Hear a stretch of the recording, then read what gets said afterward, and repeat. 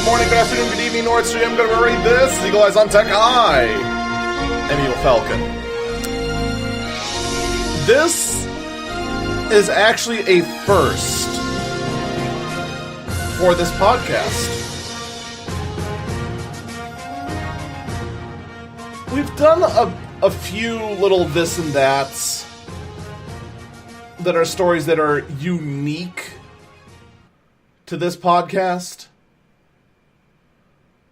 such as new hardware being announced that nobody was covering and that sort of thing. But this is the first time that we're actually covering breaking news, which is kind of weird because we are a pre-recorded podcast. So, I mean, it's breaking right now on Saturday the 13th at 1:30 p.m. Central Time. But by the time you hear this on Monday at noon, or whenever you listen to it, it's still going to be breaking. It's going to be old news. But it is something that still needs to be talked about. And that is the state of Hawaii completely screws up and sends out an emergency alert to all cell phones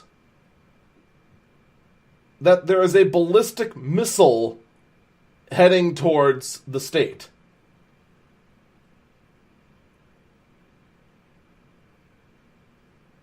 Now, obviously, there's no missile.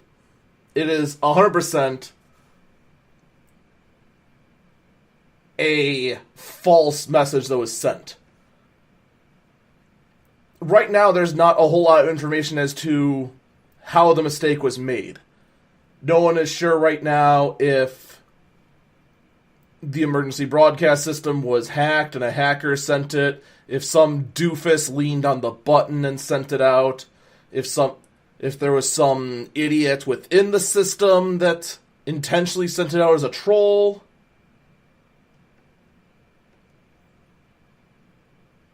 But it took an entire 38 minutes for the false alarm to be corrected. So for over a half hour, people on the Hawaiian Islands were seeking shelter. There are, in fact, if you go on Twitter right now and check it out, you can see footage of people going to incredible lengths just to make sure that they're not, to increase their survival chances of this missile. There's a video, I can't find it now, unfortunately, but there was a video I found earlier of parents helping their children down into the sewer for a better chance of survival because they couldn't get to a shelter.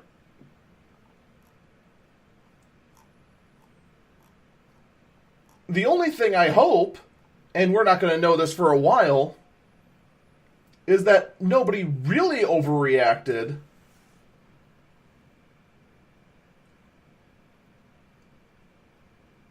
and thought, I'd rather end myself before the missile hits.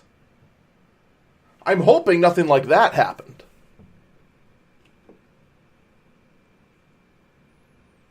But more than likely, this is going to be a story that we're going to talk about next week as well, when we have more details about it. But to clarify, there is no missile, there is no threat, but it did take 38 minutes for the error to be corrected.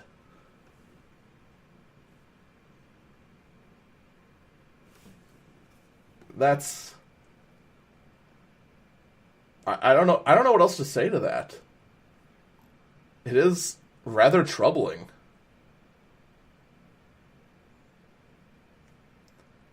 Hopefully something like this does not happen again, but more than likely it will. Here in Wisconsin, we've had twice where false alerts were sent for tornado warnings, but that's a lot less scary than a ballistic missile, especially in this current political climate. Anyway, we're going to move on to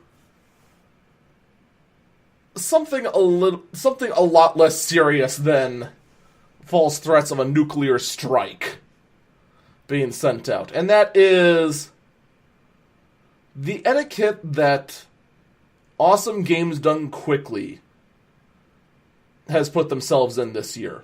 So, for those who don't know,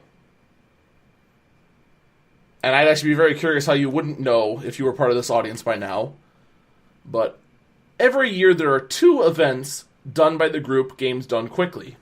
There's Awesome Games Done Quickly and Summer Games Done Quickly.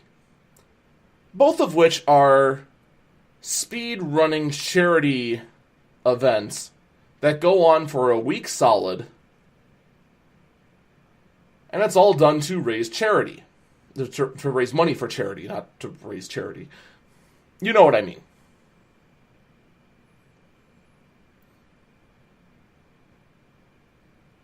Now, this year Games Done Quickly has done something different.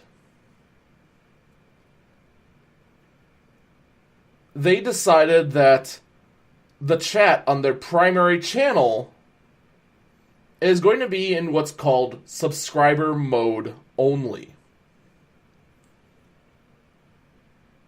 This means in order to chat in Games Done Quickly, you must be a subscriber. That means you need to pay $5.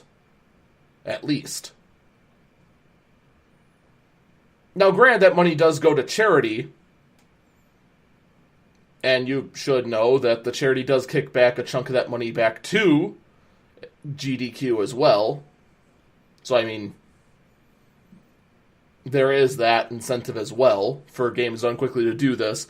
But the reason they did this, according to Games Done Quickly, was to minimize on trolling chat.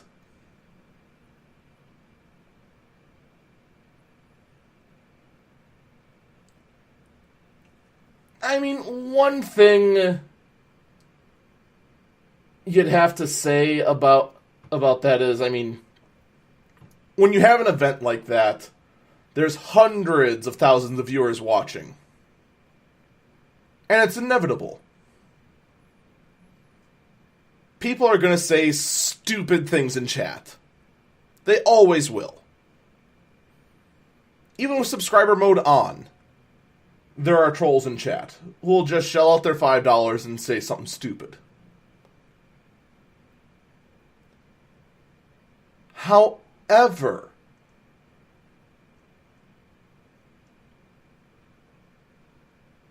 Unjust Man in chat also points out they do use aggressive chat filters. And for good reason. It's impossible for human moderators to keep up with that sort of thing. But in the end, they can conduct their chat however they choose. They want to put in subscriber mode. I don't agree with it, but that's their decision. The part that really gets me, and this is actually the part where I really start having a problem, is that channels that are made for the sole purpose of watching AGDQ and chat for free were being shut down by Twitch.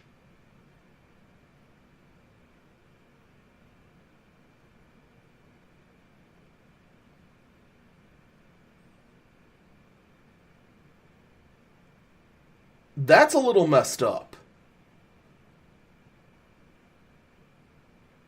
And the argument they're giving for doing this sort of thing is saying, well, these channels were popping up for the sole purpose of spreading aggressive speech against the policies of AGDQ.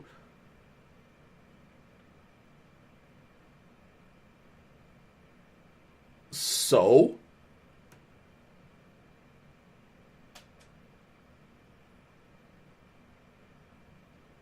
What about it?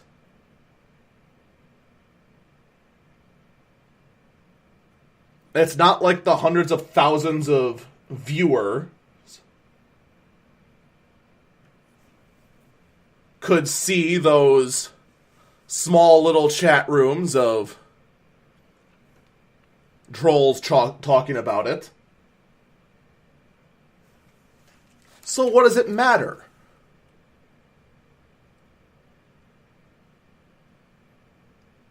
In the end, it doesn't. None of it matters. The only reason to do it is either for the administrators of AGDQ to feel good about themselves, squashing out hateful speech, quote unquote, to ensure that the only way to chat and cheer is through their $5 paywall, which, remember, again, the charities that AGDQ donates to, although 100% of that money does go to the charity does kick back to GDQ. That's important to remember, by the way. And I'm not faulting GDQ for that, because that's unfortunately a very common practice when it comes to charities. The charity kicking back to a large organization that raised them the money. I mean, when you look at an organization like GDQ, you do have to cover your costs somehow.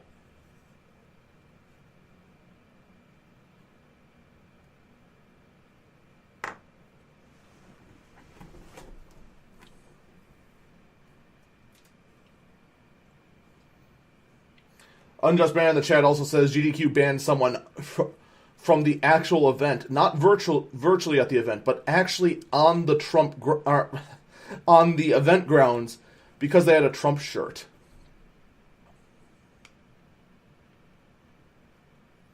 That person was a runner or was on the commentary couch.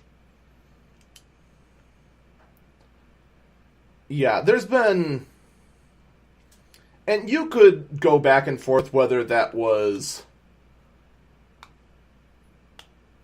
I mean, I could go either way. That was either a SJW sort of tendency or just the fact that, look, we're a charity event, we want to be politically neutral, so please don't have the Trump shirt.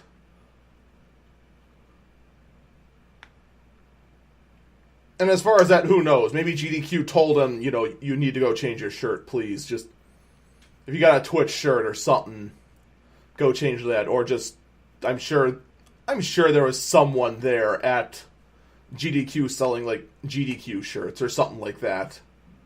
So, who knows? If I can find a story on that, I'll talk about it next week.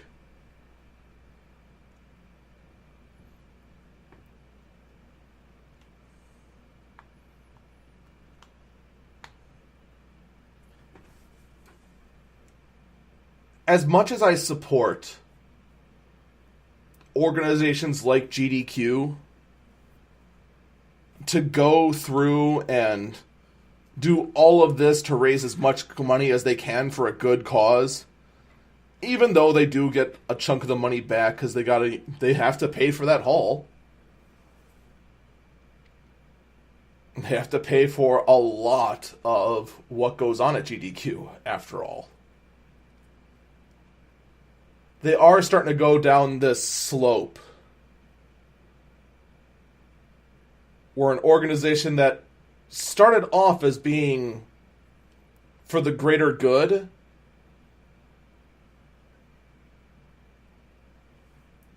is becoming very...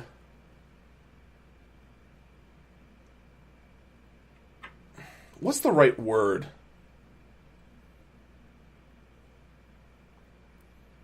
I'm not sure what the real word for it is, but it's going down the wrong path. And I do hope that GDQ in the future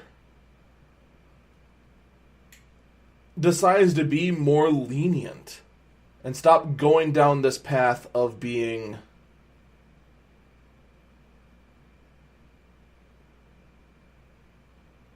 Unjust Maniac corrects himself. It was a hat, not a t-shirt. And the person was Private Cinnamon Bun. Now, that's actually much worse. The fact that it was a hat.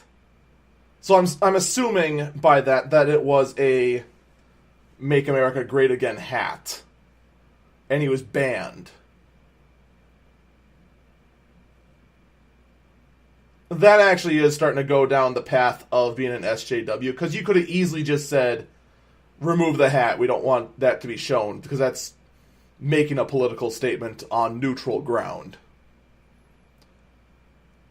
Which is also showing that Games Done Quick isn't taking a neutral stance on sort of political statements, where you really should.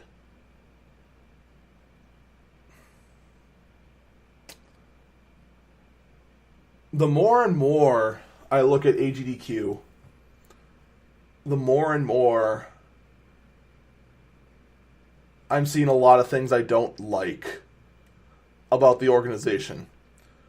Which is a shame, because I do love speedrunning. Despite the fact I am not good at speedrunning at all. Let's instead move on to a different Twitch story. This is one that was announced just 2 days ago. Twitch has announced that you can put those various gift cards you got towards getting a subscription to streamers. You can now use the following methods of payment towards subscriptions. Now, Twitch says that this is just for subscriptions. I am not sure at this point if that also works towards bits for cheering. All right? The payment methods are as followed. Subway gift cards, Amazon Pay system, Bitcoin, CVS pharmacy gift cards, Target gift cards, Rick's Tea, I'm not sure what that is though, Starbucks gift cards, Apple Pay, GameStop gift cards, PayPal. I can't tell what this next one is because my screen is smudged. Vanilla Direct, which is what the one that my screen was smudged so I couldn't read.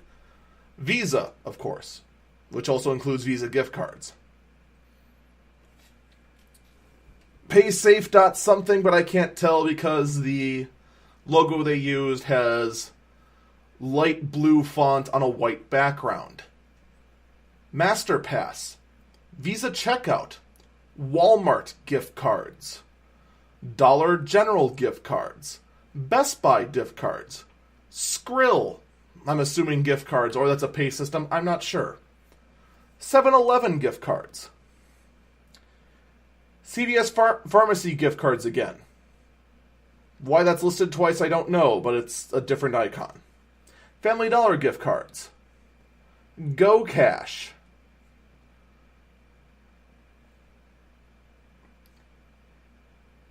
Casey's something or another gift cards. I can't tell because the icon is too small. Oh, never mind. Casey's General Store gift cards. Now that I've actually enlarged the picture, didn't realize I could do that because I'm an idiot. Earlier I said PaySafe. It's PaySafe card. Still not sure what Skrill is. O-Bucks.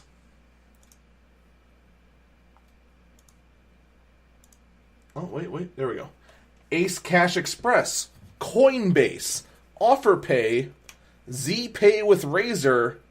And multi-game cards. You can now use any of these to get a subscription to a Twitch streamer. It's interesting But I'm going to be perfectly honest. Doesn't that feel a little sketch? I mean, some of those make sense, obviously. They're pay gates. Paying for a Twitch subscription with PayPal. Of course that makes sense. Same thing with Visa checkout, Bitcoin, and whatnot. But doesn't using a Walmart gift card on Twitch just feel like I'm giving in to some sort of scammer? Especially since that style of scam is incredibly popular right now, especially with iTunes gift cards.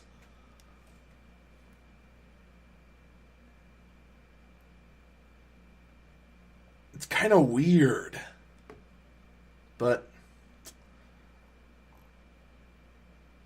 that is what it is. So, that's that for Twitch. Moving on, I want to talk for a moment about, and this is going to be real quick on this one, the new PlayStation controller. This one is called the Onyx Wireless, and it's from Hori. Alright? I want to actually point out the fact that this is a third party promoted by PlayStation, alright? This is not PlayStation coming out with a controller. But it's a third party controller. The reason this is actually very interesting is, I mean, you can look up how this controller looks. It's the Onyx Wireless from Hori.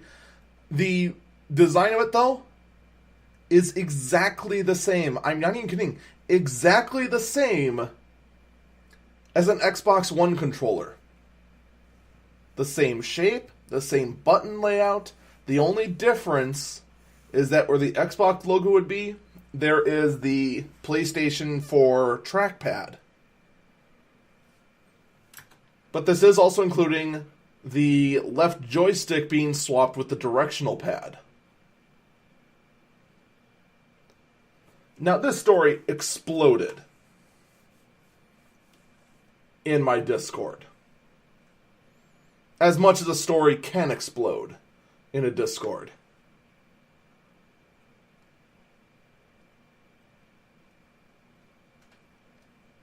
But the key thing here is that it is a third-party controller. This isn't Sony copying Microsoft. It's just Hori copying Microsoft. So, I just want to clarify that. Because there's a lot of people who want me to talk about it.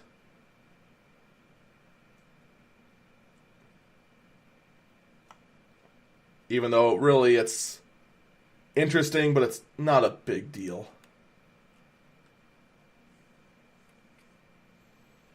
Now, last non-CES story we're going to talk about, and then we're going to move on to CES.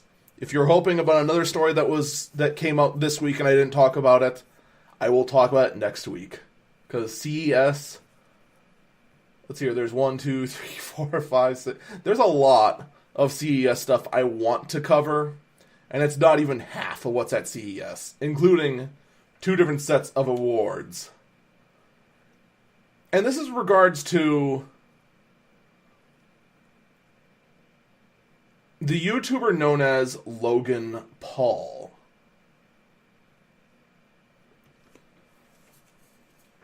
Now, I don't know Logan Paul. To be perfectly honest, I've kinda stopped caring about a lot of the famous quote-unquote YouTubers as of recently. And this is mostly because of changes in my personal life.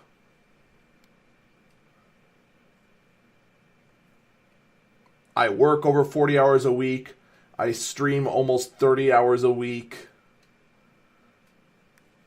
I don't have a whole lot of time to watch YouTube content anymore.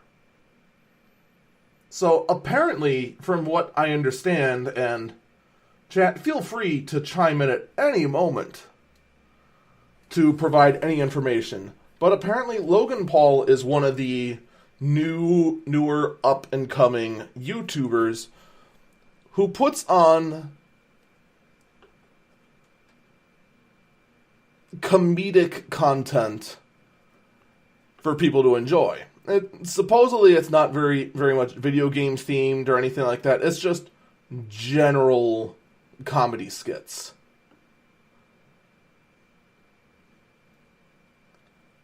Apparently, one of his videos, and I can't find it because it was a mistake, it's been pulled down. So I can't judge how bad this video was, but it was bad enough depicting suicide that YouTube actually had to come out and talk about it. From the YouTube Twitter page, I'm going to read the letter verbatim. Mr. Negative in the chat says that Logan himself deleted it, that it wasn't taken down. Now, he may have, but he also could have been pressured to do it himself. We don't know. Because a lot of that sort of stuff, especially in a big controversy like this, whoever manages your PR, whether it could even be YouTube themselves, and tells you, look, you need to do this and you need to do it now or you're through. But anyway, back to the letter. YouTube has posted this letter on their Twitter. An open letter to our community. Many of you have been frustrated with our lack of communication recently. Let me interject. That sentence alone describes YouTube over all of 2017. No joke. You take out the subject matter that this is about one YouTuber depicting suicide in a poor manner. And the start of this letter could have been about an infinite number of things in regards to YouTube policy, which has been very pro-big channels and very anti-small channels, like mine and millions of others. But the letter continues. Many of you have been frustrated with our lack of communication recently. You're right to be. You deserve to know what's going on.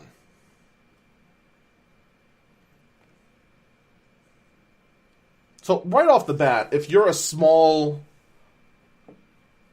video content creator like myself, you read this not knowing what's going on and think, oh, are you going to finally not, give all of the small content creators in the world the biggest shaft in the world? Because we kind of feel that way.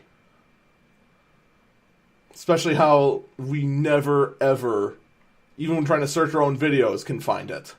But the letter continues. Like many others, we were upset by the video that was shared last week. And then like that, in that one sentence, which was tweet 2 of this letter, any hope that this was about YouTube's current status in supporting huge, enormous channels and stepping on the little ones instantly shattered. Nope, that's not changing. The letter continues. Suicide is not a joke, nor should it ever be a driving force for views. As Anna Akana put it perfectly, quote, that body was a person someone loved. You do not walk into a suicide forest with a camera and claim mental health awareness. Let me interject.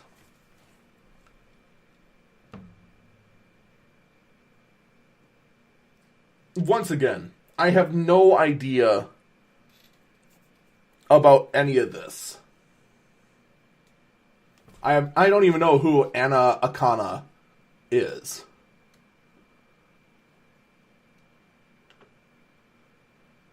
But I mean, to say that suicide isn't a joke, both yes and no.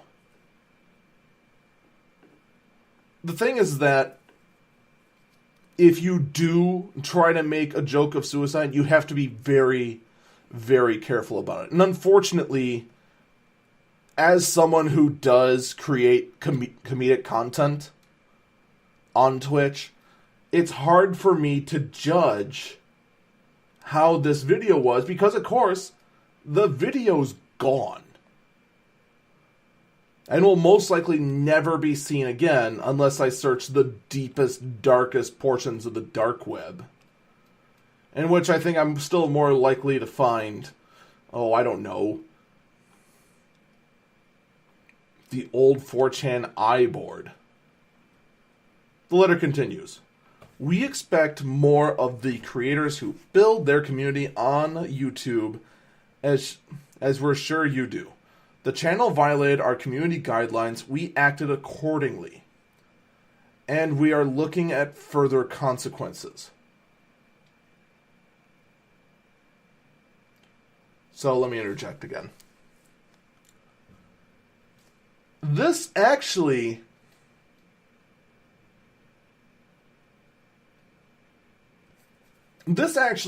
right here contradicts what the story I've heard from Mr. Negative is now. Because Mr. Negative in our chat says that he deleted the video himself. And I'm sure he tried to take the credit for deleting the video himself. But YouTube is saying they've acted accordingly to violating community guidelines. Step one of violating any community guidelines on YouTube is having the video pulled. And having it pulled hard, quick. Making it vanish, never to exist again. Now, he may also be facing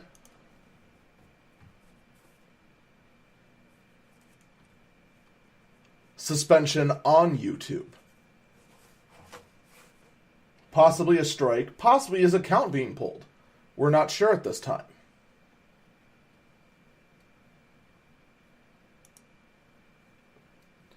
The letter continues, and this is the last tweet. It's taken us a long time to respond, but we've been listening to everything you've been saying. We know that the actions of one creator can affect the entire community, so we'll have more to share soon on steps we're taking to ensure a video like this is never circulated again.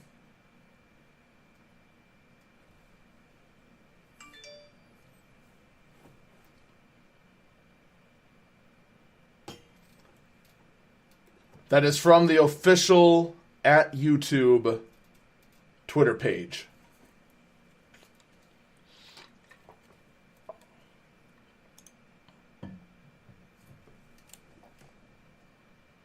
So,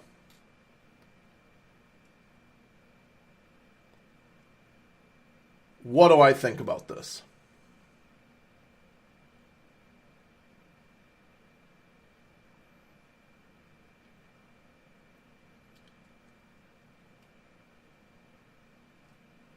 I don't know the entire story here. I obviously don't. I don't know how bad this video was. I don't know how long it existed on YouTube before it was pulled. I don't know how delayed anything was regarding this.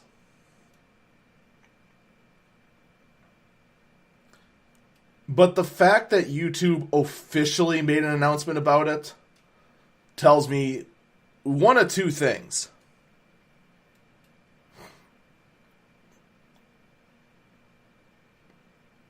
One, a metric ton of people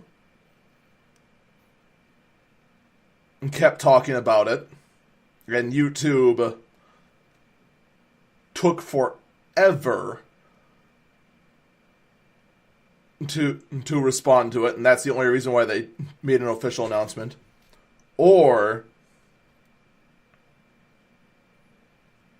YouTube's been letting this sort of stuff slide, and they wanted to make an example out of someone who pushed the envelope too far for their own tastes.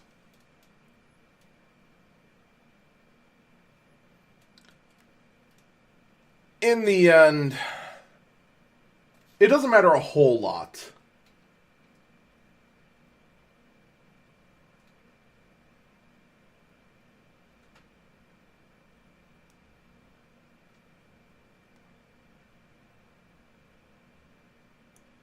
What's more noteworthy is the fact they had to put a letter out about it. And if YouTube was consistent, they would have just pulled the video, never talked about it, and then put a strike on his account.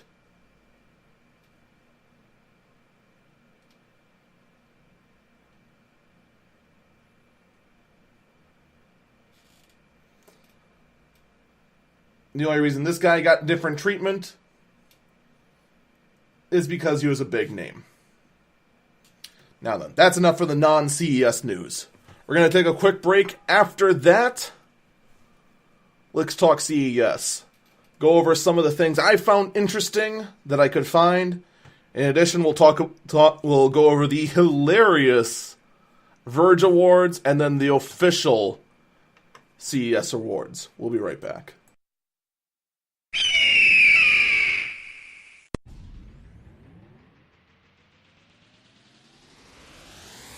For the first time in a while, I am actually going to use the announcements section to make announcements. It's actually the ad section, but don't worry about it. Shh. Alright, so February the 16th, 17th, and 18th, I will be at Anime Milwaukee in Milwaukee, Wisconsin at the Hyatt Regency Hotel. And also the Midwest Convention Center. It takes up the whole thing. But I will also have a panel there. At this time, I don't know exactly when, because the schedule is being re-jumbled up. But I will be covering a panel about getting started in Twitch streaming, and I will take questions live, which will probably be most of the panel. So, again, that's the 16th, 17th, and 18th, and I will announce the moment I find out when my panel is, when it is, and in what room it is going to be in. So, I look forward to seeing as many of you there that can make it.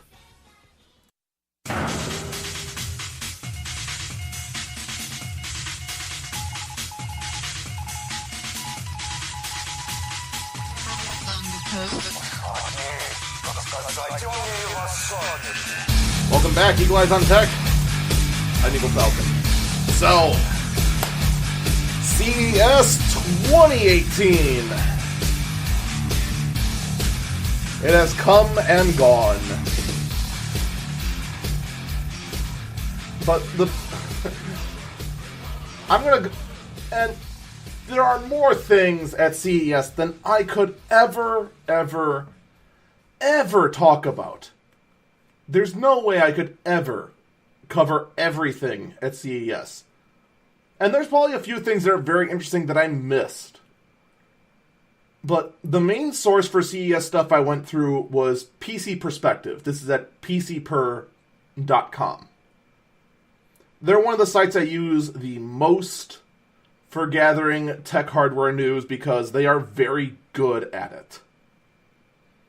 On top of that, they have a lot of very intelligent people who go through and comment on it. It's not like places like CNET where they go, ooh, this MacBook has a Core i7 in it, even though it's a 3-watt processor and therefore can't perform worth anything, but it says i7, so it must be fast. Hurdy-durdy-dur. It's actually kind of comical in that regards. So, all of these picks, until I get to the awards, are from PC Perspective at pcper.com. First up is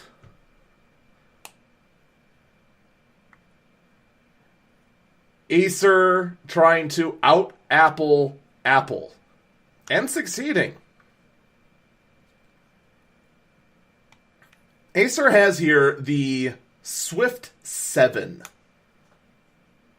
Which is, according to them, the world's thinnest laptop.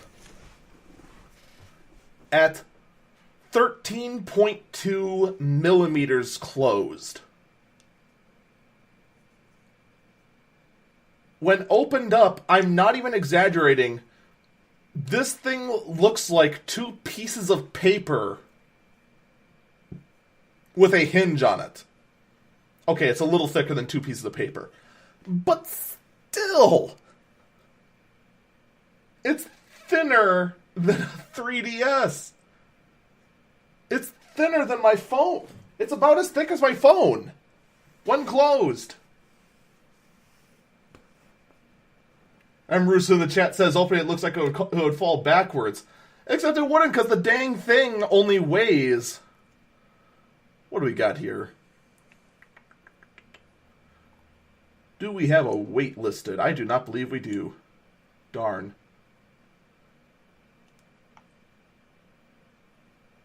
That's a shame. I really hope there was a weight listed. But I guess they didn't have that listed. Oh no, I'm sorry. I read the wrong numbers. The Swift 7 is 8.98 millimeters thick, whereas the comparison unit, which was the number I read, is 13.2 millimeters thick. So yeah, it beats out Apple's thinnest laptop by 4 millimeters.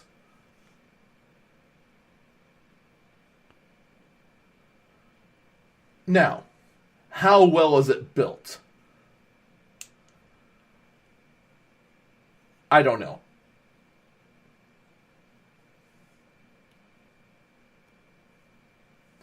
I have no earthly idea how well it's built. Unfortunately, because it's Acer, I tend to lean more towards it being on the lower quality of things, just because, well, I mean, let's be perfectly honest. Acer is not exactly well known for making the highest quality of components.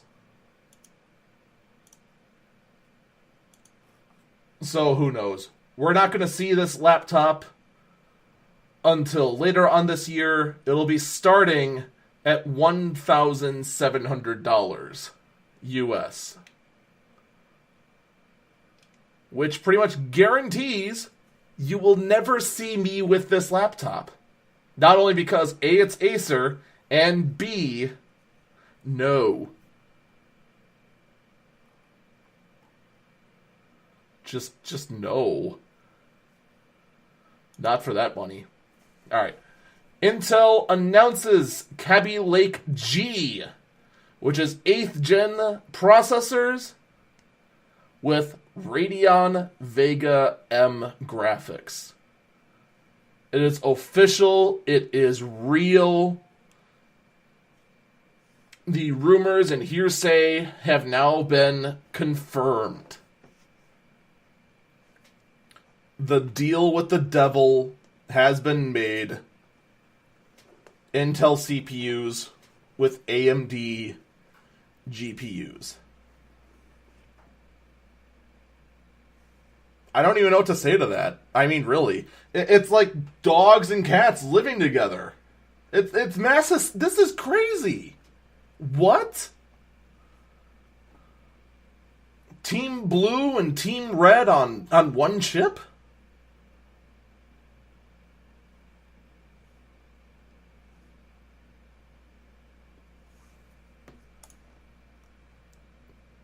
Anyone who has been in tech as long, at least for more than 10 years, just knows how insane this is. This would be almost as crazy as an AMD CPU with an NVIDIA GPU on it. It just doesn't happen.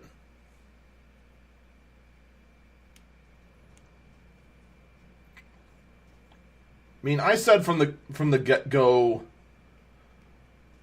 in the middle of last year, when this started rolling around, that this would be the dumbest thing AMD could ever do, because it takes away the one edge AMD had.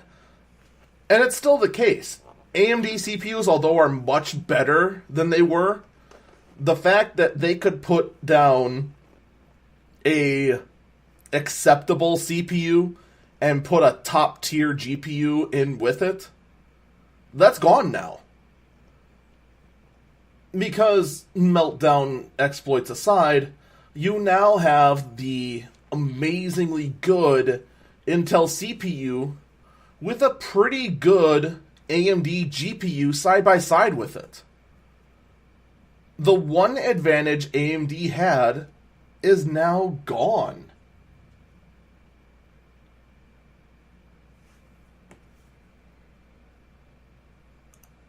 The heck is this that someone just posted in Twitch? Okay then, well.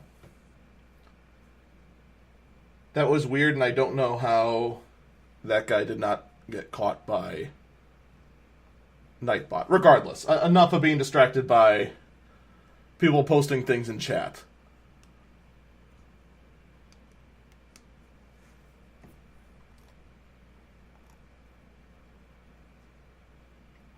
Now, how much are these CPUs going to be going for? I do not believe at this time we have any information about that, nor do we have any real information about the benchmarks of these. We're not going to find out until later on. All I can confirm is that each of these CPUs are quad-core chips. They are all mainstream desktop processors. Just judging on the TDPs alone. The interesting thing, though, is just look at the specs of these CPUs. All quad-core. All of them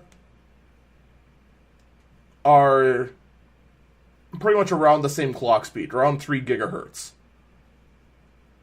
They all also have either Vega MGL or Vega MGH GPUs, which the Vega MGL GPU is 1,280 stream processors.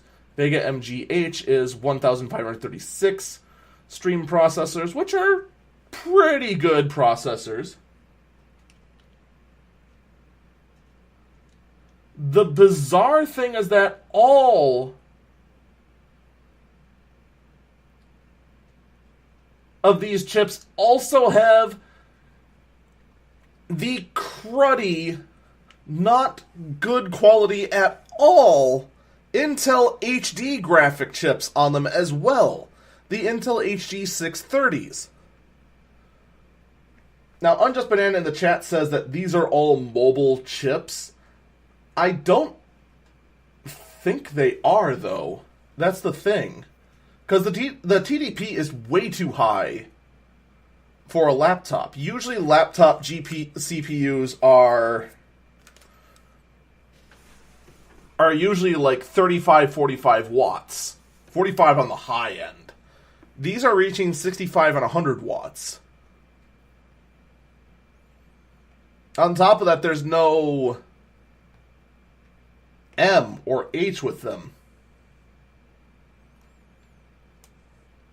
And yeah, granted, the Intel HD graphics are more likely there for GPU switching, which is exactly what Unjust Banana in the chat just said. I don't see anything that says that they're designed for mobile applications, though. Unfortunately, this article is all about how they function and how they compare to other products. I guess time will tell. I mean, I guess you could fit these into a laptop. It's just going to be...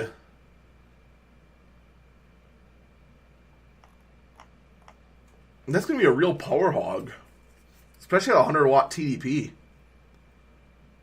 Can we make it AMD mobile processors become clear? Yeah, it doesn't say if these are targeted towards laptops, mobile devices, or desktops. The TDP would suggest that it's aimed more towards desktops, though. I guess it's up for the manufacturers to decide. Let's move on, though, because if I search through that whole thing all day, we're going to be here forever. AMD announces the second generation of Ryzen CPUs for April. Yes, that's right. If you were one of the people who jumped right on board for Ryzen, well, womp womp. New chips are just around the corner. These are more than likely going to show, well, you know, a minor bump. Which is not uncommon. Ryzen is probably going to be using the tick-tock method. Ryzen being the tick, the new rollout. The tock being the refinement of the tick. So, second generation is coming out. It's going to be higher performance. And it's going to be... I don't know how AMD could screw this up. Let's put it that way. It seems like a no-brainer. You really can't mess this up. In addition to this,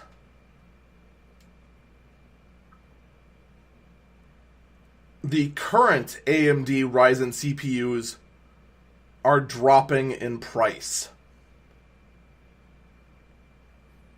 However, only certain ones. The top two Threadripper ones, the 12-core and the 16-core ones, do not drop. But 8-core Threadripper drops $100 to $449. The top tier Ryzen 7, that's an 8-core part, drops to $349. That's a 30% drop from its $499. The 1700X, another 8-core part, drops $90 to $309, etc., etc., etc., all the way down to the Ryzen 2400G, which does not drop. Anything below that does not drop. So you're talking significant cuts, anywhere from 8% all the way to 30% in price cuts. So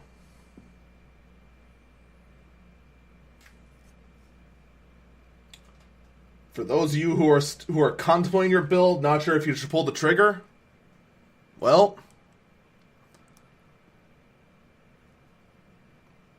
that's going to make your choice a little harder.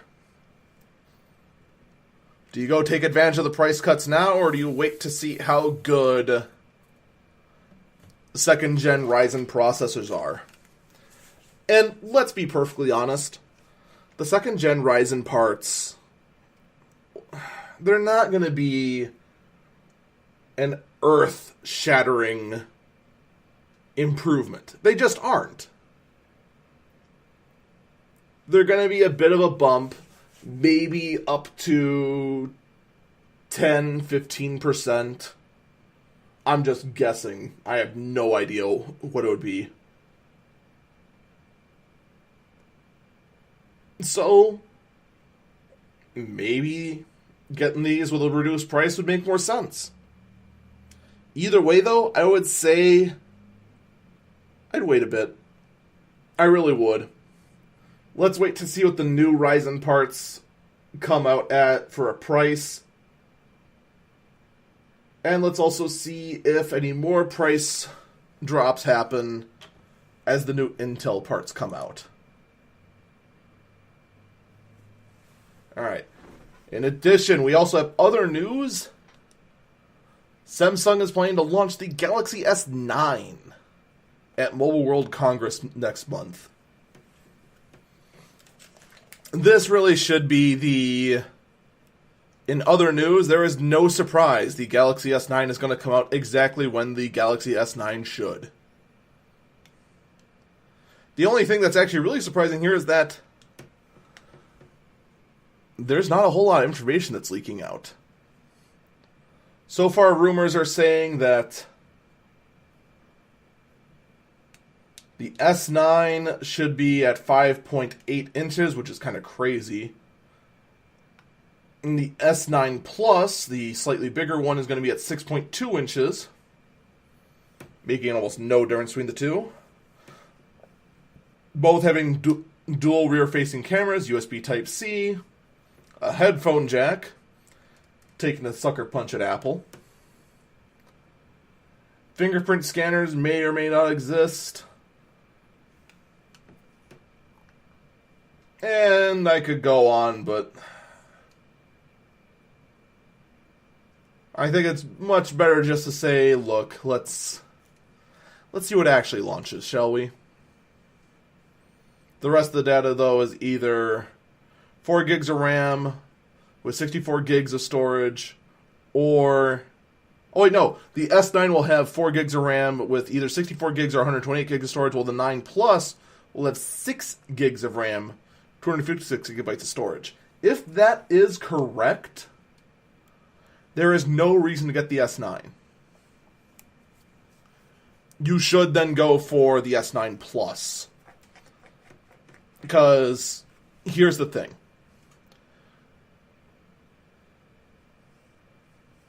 I don't mean this in a way to beat and bash on Android, but Android is unstable. It really, really is. Like, not even kidding. It's unstable, and it is a RAM hog.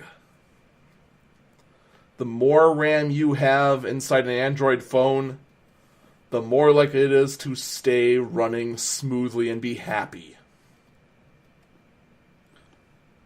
4 gigs, you should be good, but if you do too much, you might hit the threshold with 6 gigs. You are golden. You're going to be smiling happy. But again, that is assuming that these leaks are correct. And that is assuming a lot. Alright, we have a lot more CES news to cover.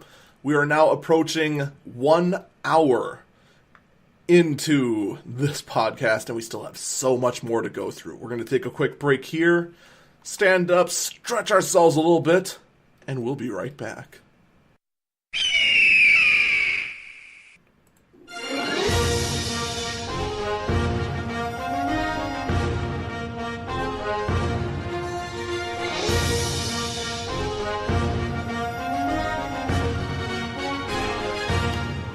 Good morning, good afternoon, good evening, or stream. Good ready. This is Eagle Eyes on Tech, Hour 2. I'm Eagle Falcon. It's the first time in a long time we've gone 2 hours. So let's continue with some very interesting picks from CES. One of them being Gigabyte showing off more Aorus X gear. This one being the Aorus X470 gaming motherboard. And of course, a motherboard showing off the next chipset, being ready for the new processors. That's not news. That's not news at all. What is more interesting is a trend I'm noticing on these newer motherboards. First off, these boards are coming with heat sinks for the M2 sockets. These are for the more newer, more faster SSDs. that are like small little chips that plug into the board, and then they have a heatsink that goes over it. Second, the power relay on this one, you have your standard 24-pin socket for the power supply, but there is also an 8-pin and a 4-pin for the processor. So that's already showing the new Ryzen chips are going to be much more power demanding. The fact that they need 2 rails to power them. But the real interesting thing about this motherboard is actually on the I/O. The I/O that they're showing, it looks like the backplane is going to come pre-installed. That it's going to be built in to the motherboard. That, to me, is very interesting. As we go to other motherboards that are being shown, you will start to see how much other motherboard manufacturers start to use this. Such as this board that Crucial showed off, which shows the backplane that lights up RGB style along with the RAM having an RGB glowing effect. So now not only do we have RGB on the fans. When I say RGB, I of course mean multicolor lighting on the fans, multicolor lighting on the RAM, multicolor lighting on the motherboard, but also multicolor lighting on the back plane of the motherboard.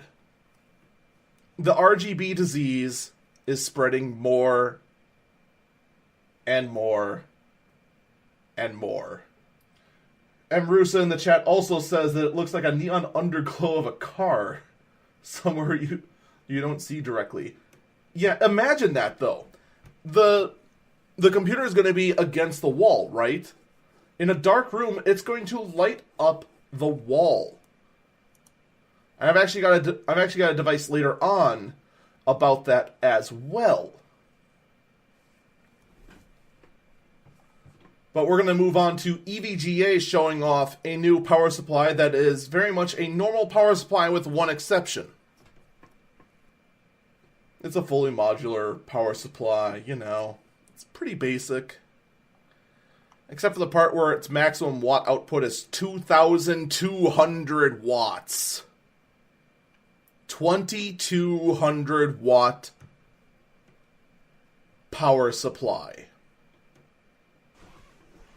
I have worked with the most cutting edge industrial computer equipment.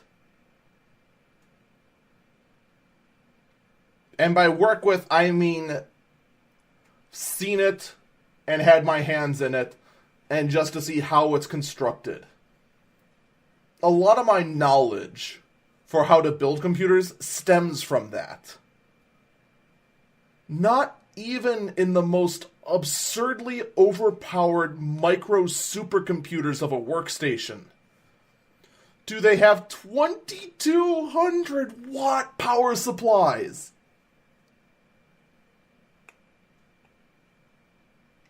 Not even a Blade server do you have a 2,200 watt power supply. Instead, they have 6 1,200 watt power supplies, but that's beyond the point. One power supply, 2,200 watts. What could I do with that? What would be the purpose of this power supply? Now, EVGA doesn't say anything as to what you could use it for. You could use it for whatever you want, of course. But let's be real honest.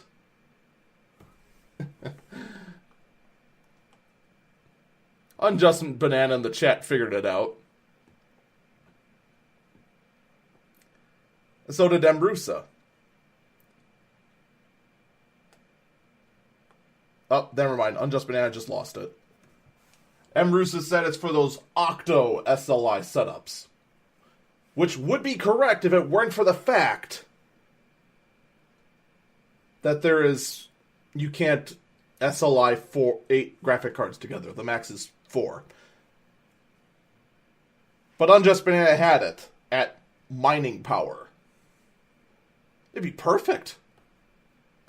Think about it.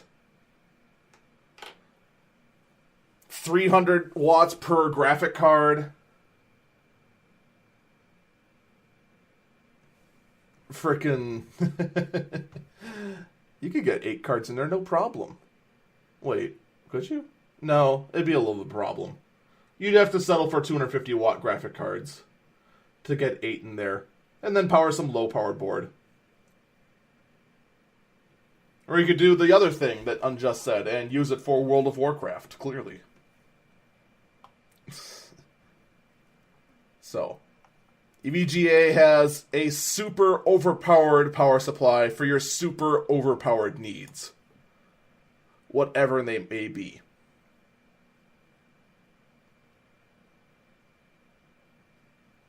Embers does say that 2200 watts would be enough for 7 1080 Ti's, according to PC Gamer. That is correct, it would be. But you would not have a whole lot of power left for the rest of the components. 1080 Ti, if I remember right, is 350 watts. 350 watts times 7 would be a number I'm too lazy to do in my head.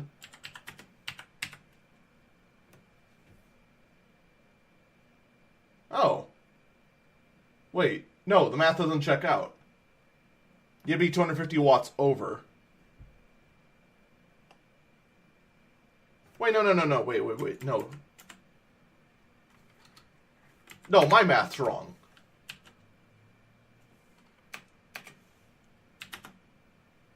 Yeah, because no, it's 300 watts on a 1080 Ti. I'm thinking of Titan. So 2100 watts, that'd be 100 watts spare for the rest of the system. Which means you don't have a whole lot for your processor, and that's going to be the bottleneck, unfortunately. Still, let's be perfectly honest. If you're putting in more than 4 graphic cards into any rig, you're not gaming anymore. You are Bitcoin mining. Anyway, back to this. Dell introduced the XPS 15 2-in-1 laptop, powered by those Kaby Lake G processors we were talking about earlier with the AMD chips on them. So, there is at least one laptop crazy enough to put in a 100-watt TDP chip in. Now, maybe this restricts it. Maybe this one only has the 65-watt TDP versions in. That would make more sense. Especially since they're claiming its 75-watt per hour battery is good for up to 15 hours. That doesn't seem realistic. It just doesn't. In fact, yeah, it says the chips it can use is the 8705 and the 8305. Which, if we look back to our part numbers, those are, in fact, the 65-watt variants of Kaby Lake G. So you have it, our very first laptop, and it is, in fact, the reiteration of the borderless Dell XPS 15. Moving on, we have NZXT. Moving from making formerly good-looking cases to now boring-looking cases to making very strange-looking motherboards. NZXT has now announced the N7 Z370 motherboard. Their very first motherboard.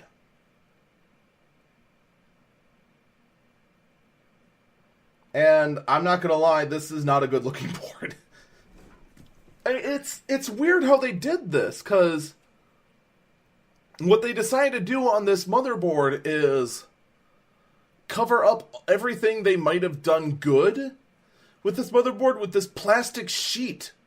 It covers everything. There's a few ventilation holes over the... What was that sound?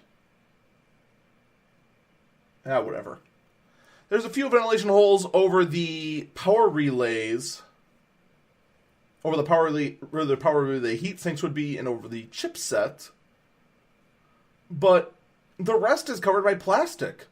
Except for, of course, where you connect power and your other connections. And your graphic card slots, but that's it. Oh, but Eagle, Asus did the same thing with their Sabertooth line, and you thought that was amazing. And yeah, I did. But the difference there is that Asus did it for a reason. They intentionally did this to direct airflow over various components, and they had built-in fans to help with that. In addition, you could take off chunks of it. This is just... It's very odd the way they did it, because there's no fans helping to redirect anything. You've got to do that yourself. It's covered on the sides, so you can't even make sure you have a fan blowing air over the components. And the plastic is covering it so that if you have fans blowing air directly on the motherboard, you can't cool the components, except through the little bit of ventilation holes they have. That's it. You are guaranteeing that you're not going to overclock much on this board, which would cause additional heat, which you can't deal with because of the way they put this coating on. And Bruce in the chat says, I feel like they're doing the covered motherboard to do caseless computers. Except again, you run into cooling problems. I'm not a fan of this board. I'm really not. I don't like this board. There's only one good thing about it. It didn't give in to putting a whole bunch of RGB lights on it. That's a breath of fresh air. Alright, Lenovo releases a ton of stuff. One of which being the ThinkPad X1 tablet. Marusa says that cover was metal. Was it? If that's metal, that is the worst looking metal ever. And that could be the fact that I'm looking at a picture rather than... Oh, there are integrated RGB channels, so you can add your own. It is an all metal cover. Well, now a lot of that is... The fact that it actually is metal makes a big difference now. The question is now, is there something connecting that metal to the components? Because now that means you can use the whole metal surface as a heatsink. I don't know, maybe there's hope for this thing. And unfortunately, I can't get a good opinion of it without it being torn apart. And part of me does not want to shell out $300 just to find that out. Alright, anyway, back to what Lenovo announced. Lenovo announces the ThinkPad X1 tablet. A 13-inch tablet with a 3000 by 2000 resolution display. A 8th generation Core i7 processor. No word if it's one of the new ones Intel announced. Integrated Intel graphics version 620. Actually, that confirms it. It's not. Because all the new ones had 630. Up to 16 gigabytes of RAM. Up to 1 terabyte of SSD storage. Almost 10-hour battery life. 1.9 pounds. 1.9 pound tablet. 2.79 pounds with the keyboard cover. 2 Thunderbolt 3 ports, 1 micro SD port, 1 audio jack, and 1 nano SIM. It comes with integrated LTE, 802.11ac Wi-Fi, and 4.2 Bluetooth. Sounds like an amazing tablet, right?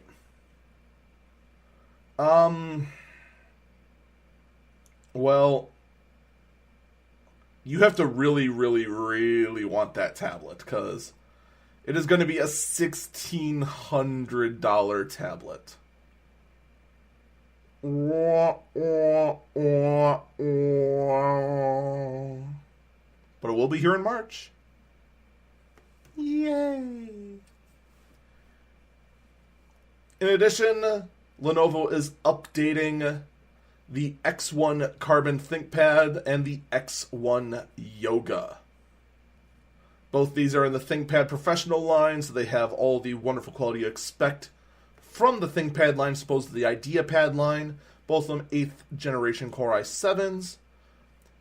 Intel 620 graphics, up to 16 gigs of RAM, up to 1 terabyte SSD, up to 15 hours battery life. Both of them 14-inch displays, 2560 by 1440 IPS display.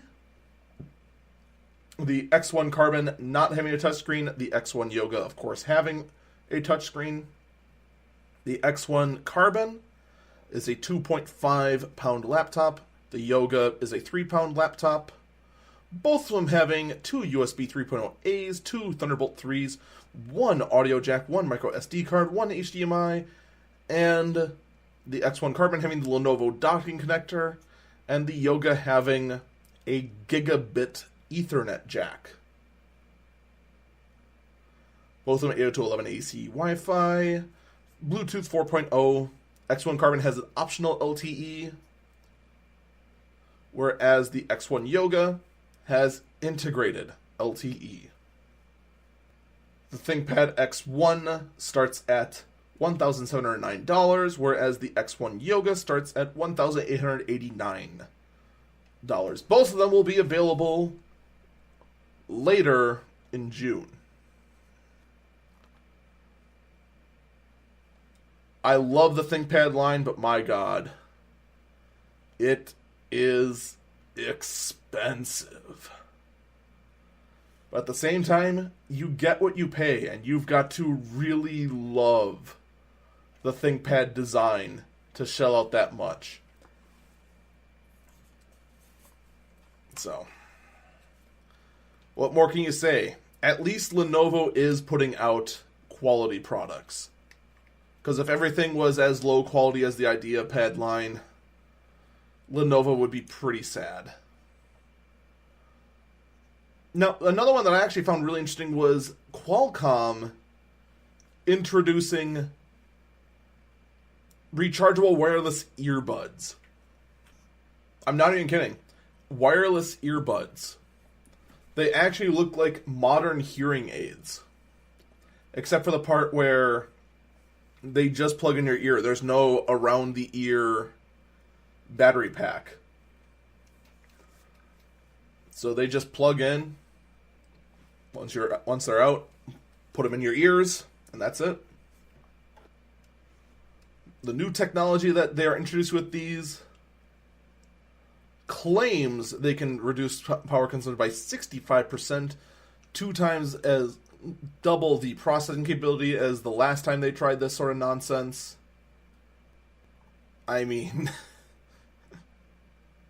I'm curious as to how much this sort of thing's going to cost, but I kind of look at this and go, this seems really good, but I really do think there should have been an over-the-ear design. And by over-the-ear, I mean the earbud goes in, a wire comes out, and wraps around the back of the ear. Because this is the same sort of problem that Apple has with their EarPods. First off, you see someone with them and it looks like they have toothbrushes sticking out of their ears.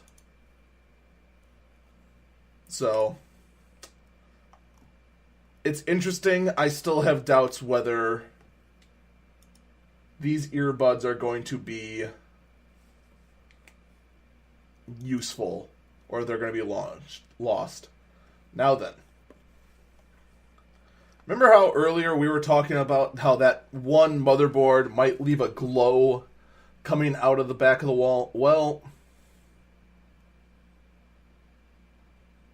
let's talk about what Asus released. They announced the ROG Spotlight.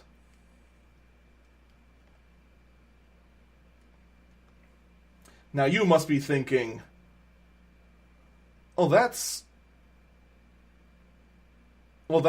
interesting. What does it do? Is it like a super cool broadcasting camera? Does it like illuminate the subject's face? What does it do? It's a spotlight. I do not actually mean that in any sort of metaphorical way. It actually is an RGB spotlight that projects the Republic of Gamers logo in whatever color you want. This is a real thing. It's not some sort of gimmick thing they just had at the booth. This is an actual thing that people can buy, and it will be available for actual people to buy. Within the first half of this year, the price has not been announced. It's... What? Are you serious? It's not something that's only sold to booths or Asus vendors. It's to anyone. You too can go to LAN parties and obnoxiously blind your friends with the Asus Republic of Gamers logo in whatever color you want.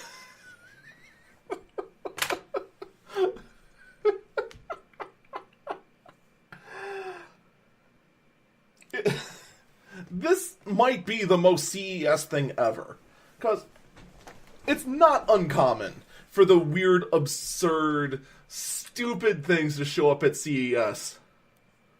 But this might be the first CES thing to show up at CES and actually be available for sale. So yeah, you too can get an Asus Spotlight. You also can get the Asus ROG bezel-free kit, which will allow you to take 3 monitors and connect this device between your monitors and have it fill the gap to turn your 3 monitors into one really wide monitor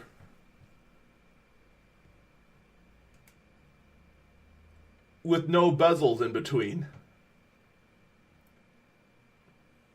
Just like the Spotlight, to be announced in the first half of this year. No pricing announced quite yet. So, I mean, clearly Asus this year is deciding we want to out-showboat everyone else. Without a doubt. I mean, a bezel kit to connect multiple monitors together, a spotlight. What else could you do? Well, how about the Asus ROG Aura Terminal, which adds backlighting to your gaming monitor to match whatever is being shown on the monitor. If you actually recall, this was something Razer showed last year.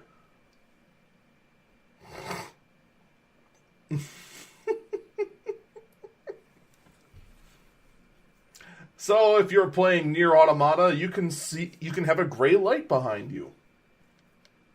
Or if you're playing the underwater level in pick any game, it can shine a blue aqua light behind you. Much like everything else that Asus has announced, this will be released in the first half of this year, with pricing to be announced later.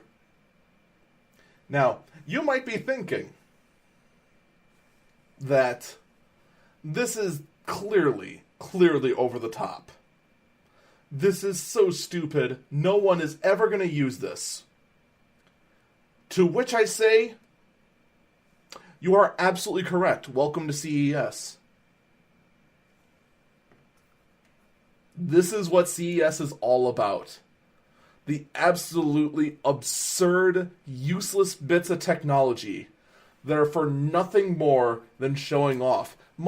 It's kind of like the equivalent of taking your nothing computer and adding a 3D camera to scan 3D objects into it, just for the sole purpose of saying, you can. Oh, by the way, HP did that. Yeah, I'm not kidding. They have a camera set up that you can attach to your current computer that adds 3D scanning capabilities. So let's take, for example, I have in my hand right here, which you can't see on the audio version, the Mic Squirrel, a very small 3-inch high Beanie Baby squirrel with a Kingdom Hearts 2.8 pin stuffed into him. I could scan that into the computer with this camera, with this HP camera, and then make a 3D model of him, and then 3D print him. You might be asking, why would you do that? Well, the correct answer would be, because we can. Because we absolutely can. For that same reason, NVIDIA announced that they now have the big format gaming display initiative with a 65-inch G-Sync monitor. Just real quickly, I want to reiterate on the 3D scanner. No, you cannot scan your dinner and then 3D print a new dinner. It will still be made of plastic and therefore inedible. And probably not look good. Yeah, there is, but back to the other thing. You heard me right. NVIDIA thinks that the new standard is going to be 65-inch G-Sync monitors. To every gamer out there that games on a PC, I have a question for you. How many of you would go, I want a 65-inch monitor? Anyone? No one? You think that's way too big and you would need a bigger room and you'd be looking all over the place on a giant screen? You'd be right, in fact. You would be absolutely right. That's a TV. That's no longer a monitor. I'm not a fan of this. Not gonna lie. Not gonna lie at all. Alright, that's all the interesting things I saw from CES. Those were all from PC Per. As I said earlier, we're going to take another quick break here. And then we're going to get to the CES Awards. We'll be right back.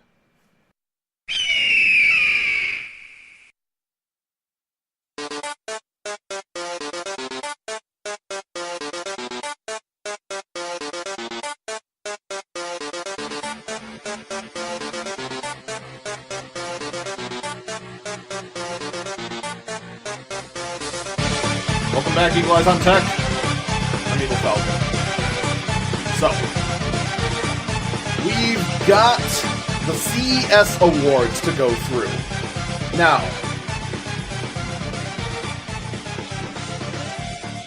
last year, there was some confusion, and we got two different sets of awards. One from The Verge, which were hilariously bad awards, and one from Engadget, which were the official awards for CES.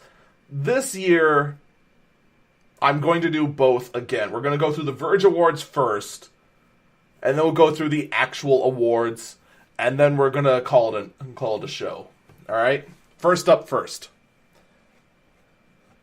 From The Verge, Best Prototype, the LG Display Rollable OLED TV.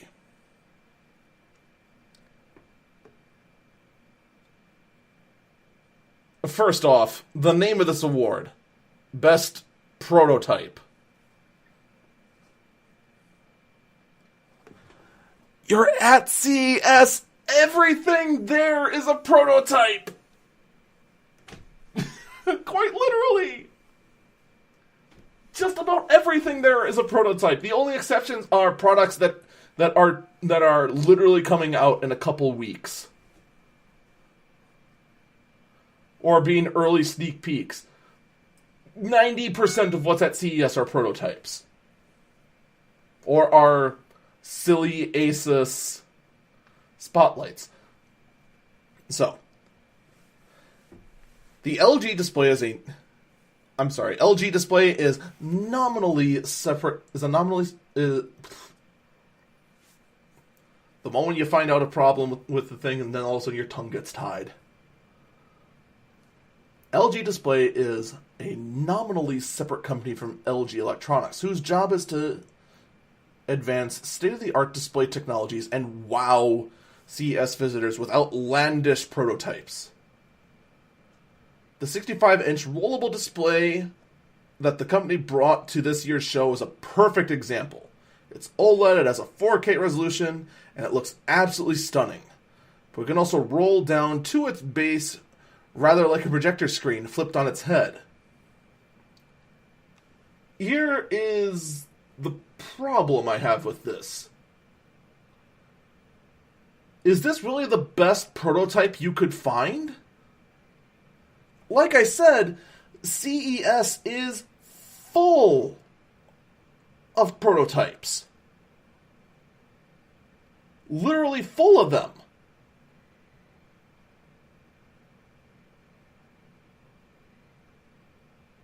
We've had rollable displays at CES for years. This is literally the best you could do? That's a little disappointing. The next award, Least Threatening AI.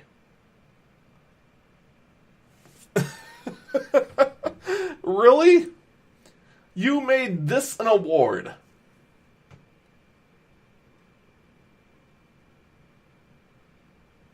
At a electronics show about showing off the very best that the world of technology has to offer. You provide a least threatening AI category? Okay. The award goes to the Omron Morpheus ping pong robot. I'm not even going to bother reading the little paragraph they have here. Just from the name you can figure out what it is. It's a robot that plays ping pong.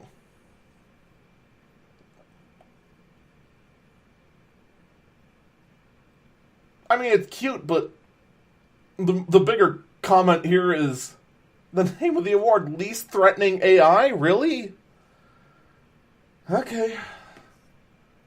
Your call, Verge.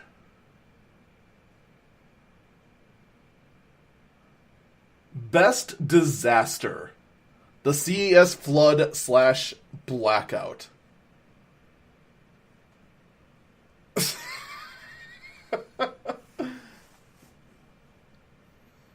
Okay, well, I'm just gonna read the article then. It'd be easy to just write off this category as a fun joke about how all of CES is a disaster, but here at The Verge, we take things more seriously. Let me interject. Yeah, we take things so seriously, we make a Best Disaster Award!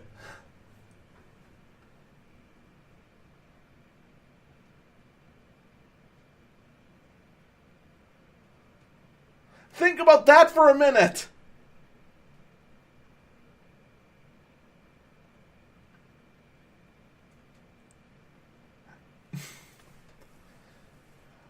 The article continues, which is why the Best Disaster Award goes to the torrential CES flood that drowned Las Vegas on the first day of the show, drenching the city with its first precipitation in months.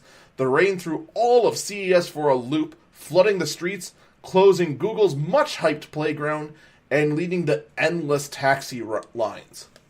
The biggest ramification of the rain wouldn't hit until a day later, where condensation from the downpour would blow a transformer, leading to a massive power outage in the now infamous CES blackout. I'm sorry, that's hashtag CES blackout. That shut down the convention center for nearly 2 hours, right at the peak of the conference. Now, don't get me wrong. This is a pretty noticeable story. This is, without a doubt, news. But, once again, you give it an award? Good job, rare Las Vegas rain. You get an award. What?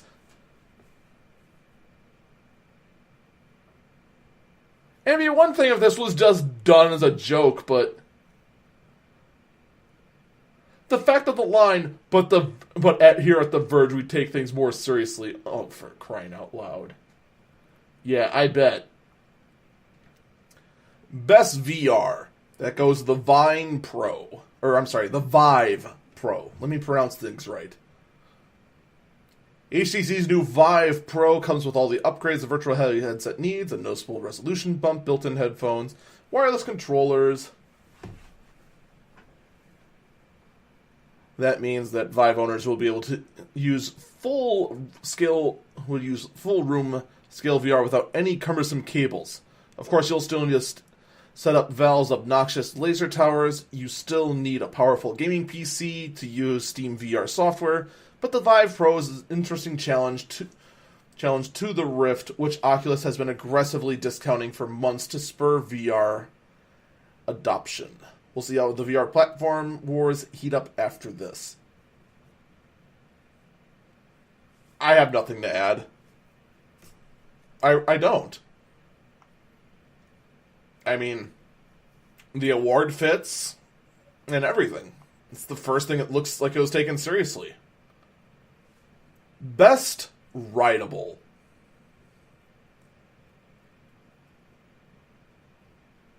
Best Writable.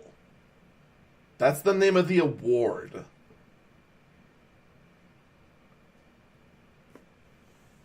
Oh, what? Seriously, what? The best writable. Okay. What is a writable? Is a rolly chair a writable? Is a scooter a writable? Is a car a writable? Is my bed a writable?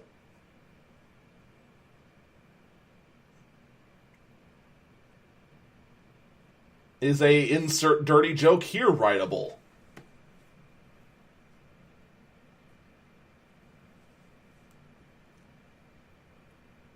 All right, let's continue to see who made whatever would be considered the best writable.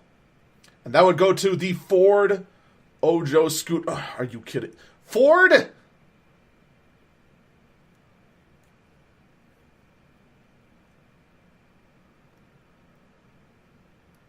First off, what are you doing, Ford? Why did you make a scooter? Why is it at CES?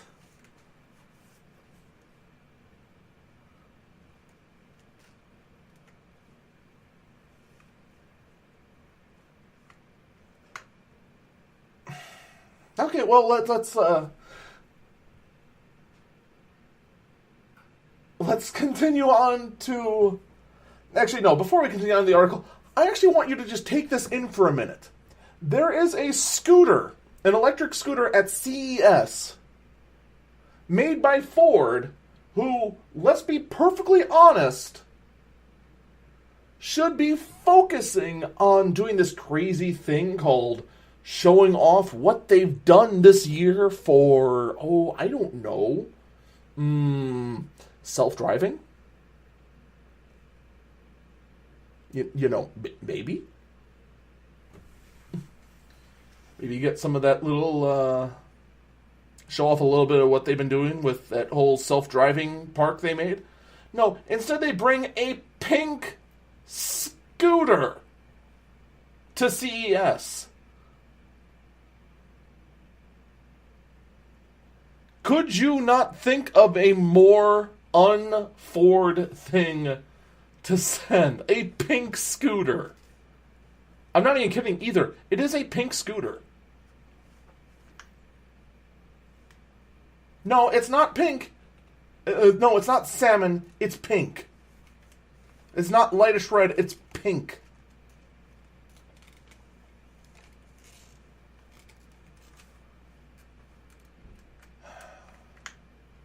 Well, let's see what The Verge thought about it. I'm sure it's gonna annoy me even more than the pink scooter does. It may not be the most thrilling or unique ride we saw at CES this year, but the Ford Ojo scooter is one of the best electric vehicles I've ridden. Let me interject.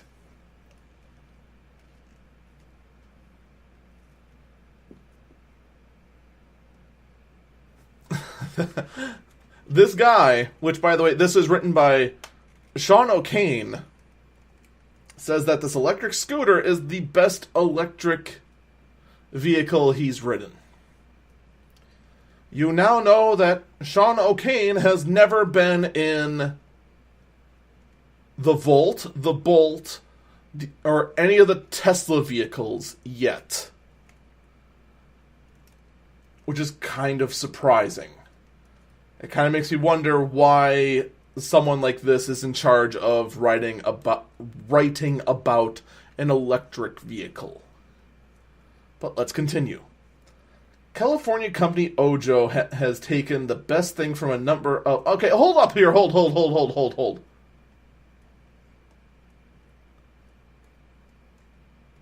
The company is Ojo? And the scooter's called the Ford?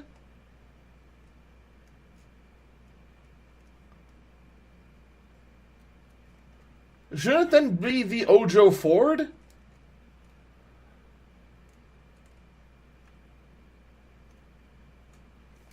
Who made this?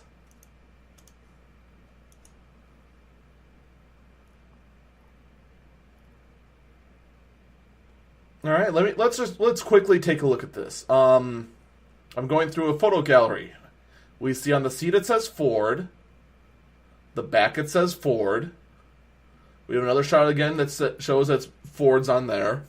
There's a shot of the wheel. The running board says Ojo.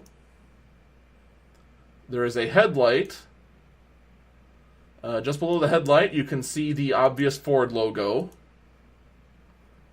No, this is clearly has Ford written all over it. So the only reasonable deduction is that there's one of two things here. Either A, Sean O'Kane has no idea what he's talking about, or Ojo is a company owned by Ford, but Ford has such a tight control of it, they wanted their name plastered all over this, and therefore it is basically made by Ford, and Ojo is just a small division of it. Therefore, it still should be the company Ford has taken the best things of many electric scooters. This thing annoys me. This whole thing annoys me. Anyway, the scooter is $2,150. And I'm going to just... I'm just going to move on from here. Actually, no, I need to say this one line. The $2,150 price tag for the fully loaded model might spook some people, but this is the rare case where it feels justified.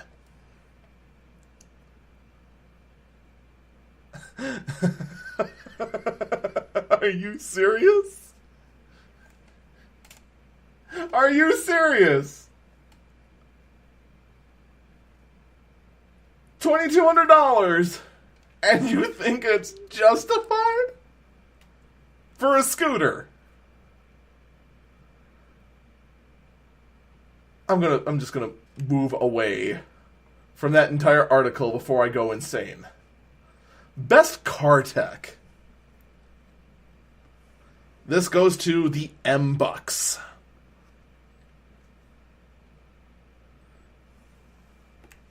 I was all set to mock Mercedes-Benz for using CES to first launch its own infotainment system for future cars, and second making everyone say, "Hey Mercedes," to issue voice commands. But the mocking stopped when I saw the new Mercedes-Benz user experience in action. Automakers have been getting closer and closer to making their own in-car infotainment systems that can act more like operating systems from Google or Apple, and therefore be more natural to use.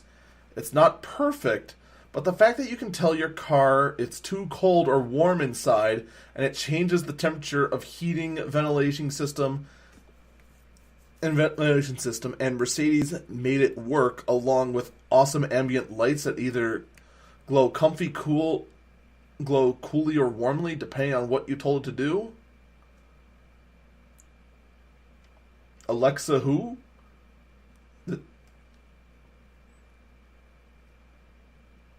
I don't know what this writer that seems like it just trailed off there. But anyway. So yeah, infotainment system by Mercedes to be more Alexa-like.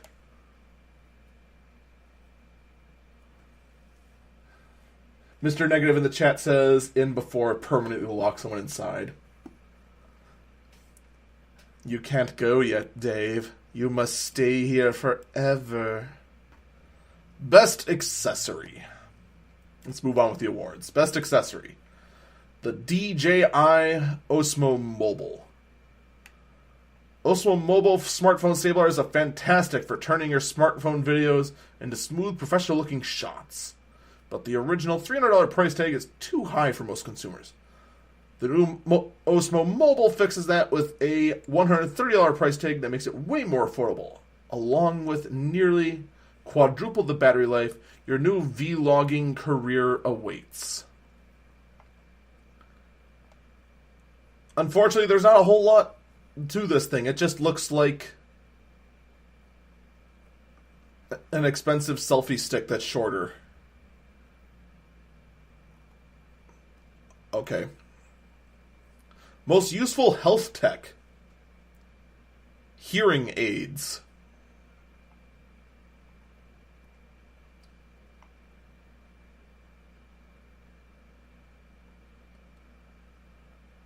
Excuse me, what? Just hearing aids.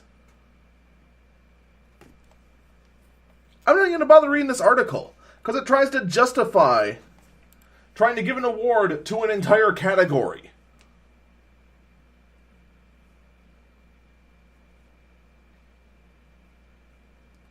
It would be like me handing out an award for best Twitch streamer and giving it out to speedrunners.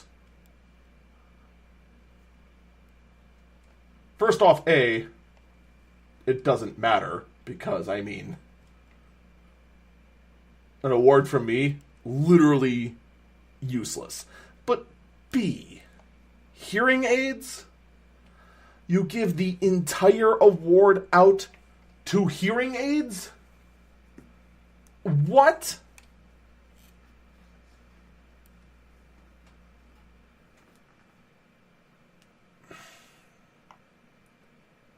I'm just going to move on. Best laptop. The Dell XPS 15 2-in-1. I'm not even going to bother. Like last year, there were far more interesting laptops. This year, I didn't see too many super cool laptops like I did last year. Okay, fine. You want to give an award to Dell XPS again this year? Fine. Whatever. At least this time, there's some very interesting processors inside the laptop to make it more interesting than last year. It was just, ooh, there's no bezel. It must be the best laptop ever. Oh. Yeah, whatever.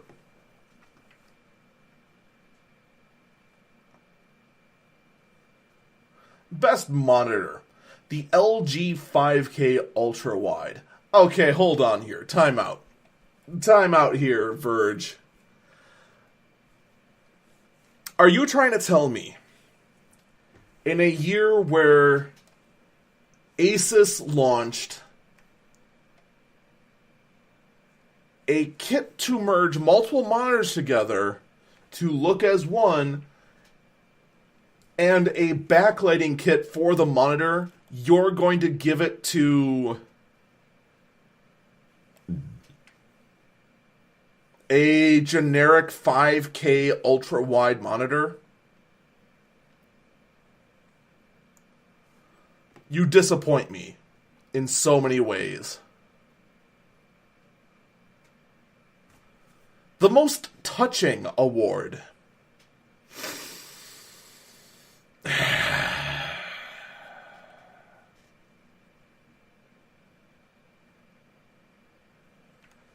The award name itself annoys me so much. It really does.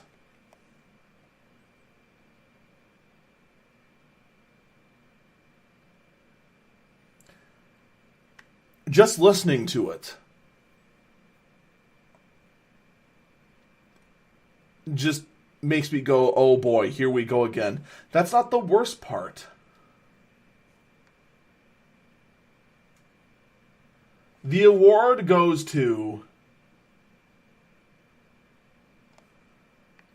my special Aflac duck.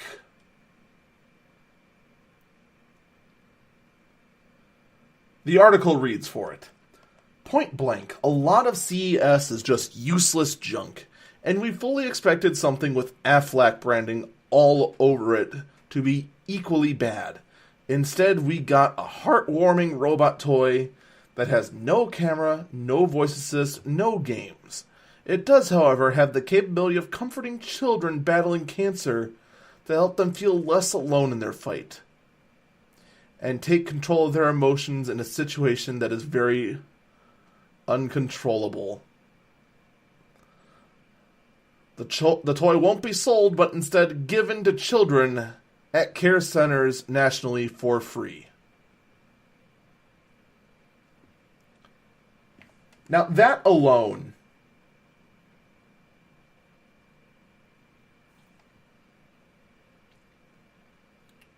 now, granted, that is a good gesture from Aflac. However,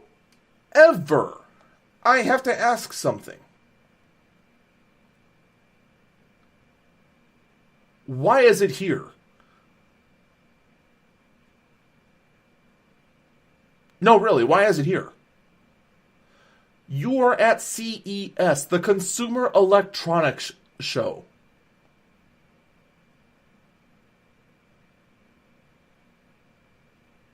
And you bring a stuffed animal.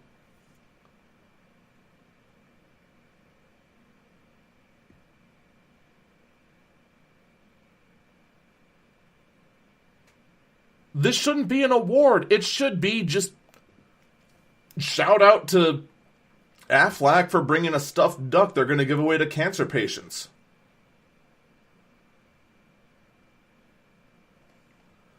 I mean, I don't mean to sound like the heartless Scrooge, but it's a duck.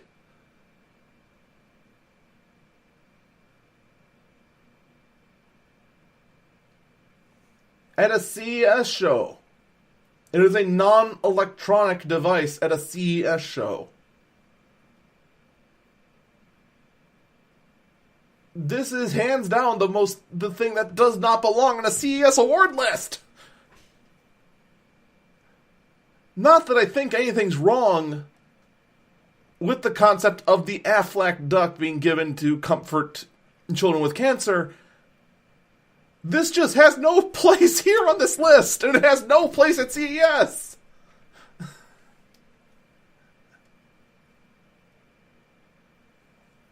You're at conflict when it comes to stuff like this, because on one hand you go, okay, I get it, it's for a good cause and all that, but it has no place here at CES.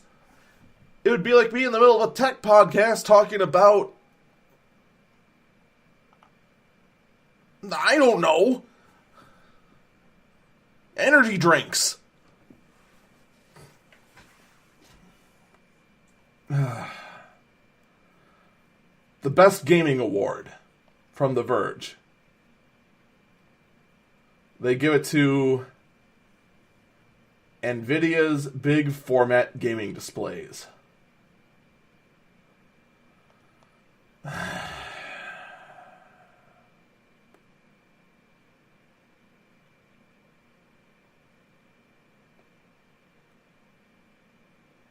Absolutely under no circumstances should NVIDIA's big format for gaming displays get an award for best gaming, because this is good for showing content. It's not good for playing content. We've gone over this already. It's not good for any of that. If you wanted to give a best gaming award, you would have actually been much better giving it to Intel for actually producing a processor that for relatively low TDP is one system on a chip that can game pretty well.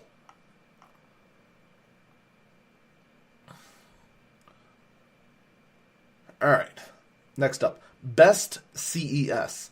Not best of CES, just best CES. Quite possibly the stupidest named anything at CES.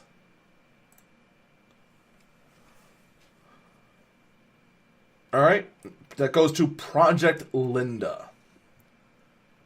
Now, honestly, this year I was a little bit disappointed with what Razer had to show. I didn't even talk about it when I was talking about the various things I found interesting at CES. You have this one, Project Linda, which is a hollow laptop with no brains or guts or anything in it, that you plug in your Razer smartphone that you made the poor life decision of shelling out too much money for, into this shell of a laptop where the trackpad would be, and your phone then powers the laptop. So you have a laptop with almost no power. Computing power, that is.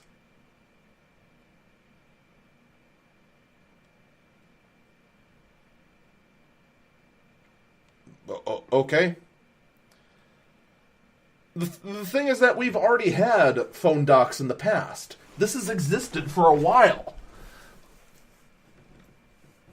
The fact that Razer decides to do this, and admittedly, their design for a laptop dock I actually do like, because it then uses the phone as the trackpad for the laptop. That's actually intelligent. I do like that aspect of this design. But this is nothing new. It's just reimagining something old. Something old that never caught on in the first place, I might add.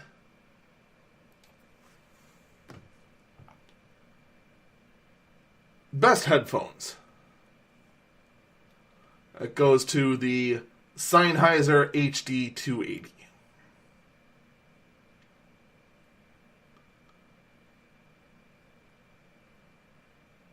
Now, me talking about what the best headphones are is completely pointless, because unless we can hear them, what's the point? We can't judge it.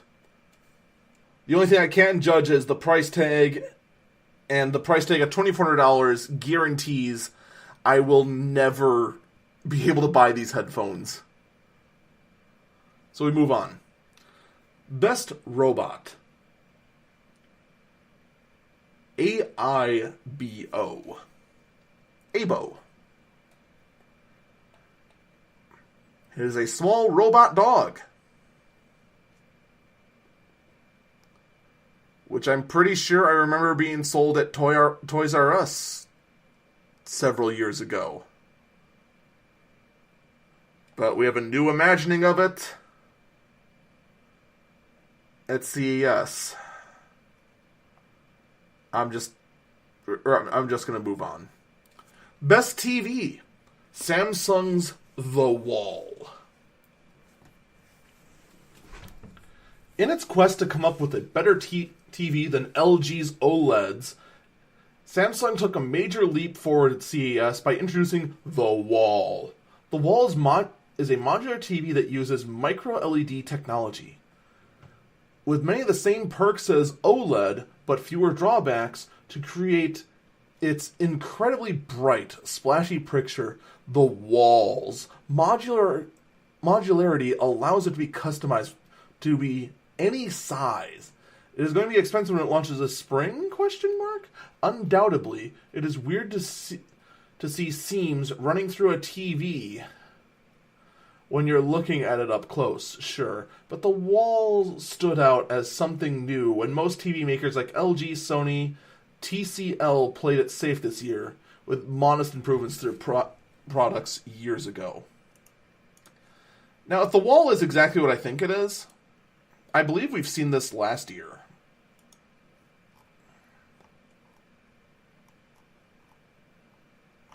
I'm just double checking. Yeah, it is tweaking the modular TV they had last year, which is made up of multiple... Last year it was made of multiple LCDs stitched together. This is newer technology and being closer to existing. The award of Most in Show. Most in Show, formerly Best Hype, Google Assistant.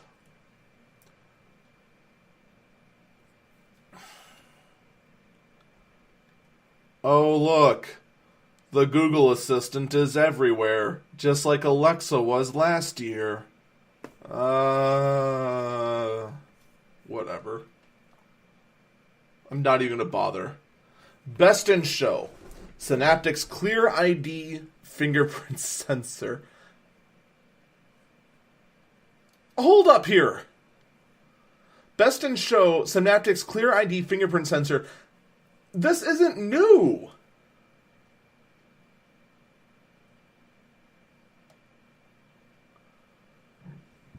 Are you absolutely kidding me? A fingerprint sensor built into the screen.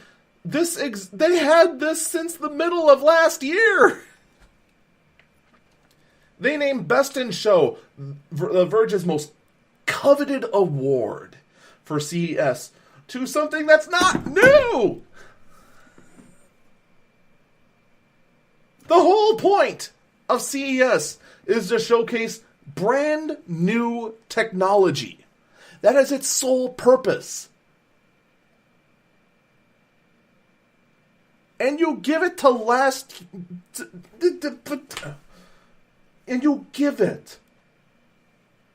technology that has already existed.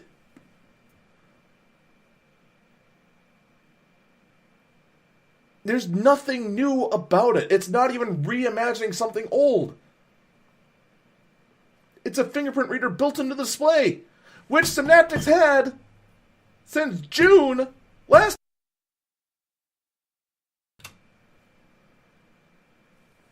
I apologize about that. I accidentally tapped the spacebar, which muted my mic, and now I think I know how we had a problem earlier. But yeah, that's The Verge's CES Awards, also known as Verge's list of articles that will trigger anyone with a brain. We are now going to move over to Engadget, who has the real awards. We're going to start with the People's Choice Awards.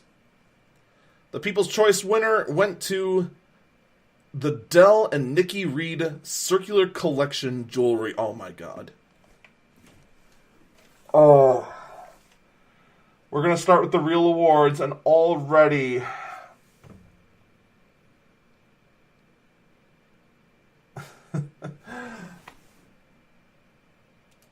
At least this has more to do with technology than the Aflac doll. I'll at least say that. The circular collection jewelry is jewelry that is made from recycled old computers. So it's compressed silicone to make the gems, the recycled gold to make the rings and the earrings and whatnot. So, I mean, there's that. And at least in Engadget's defense, this is the people's choice. Which means that the near 29,000 people who voted were all more impressed in recycling to make jewelry than brand new technology.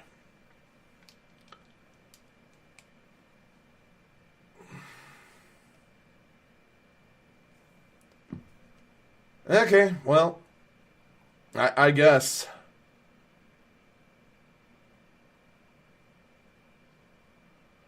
I'm actually going in the wrong order. I actually need to redesign my thing. Wait, am I? Wait, hold up.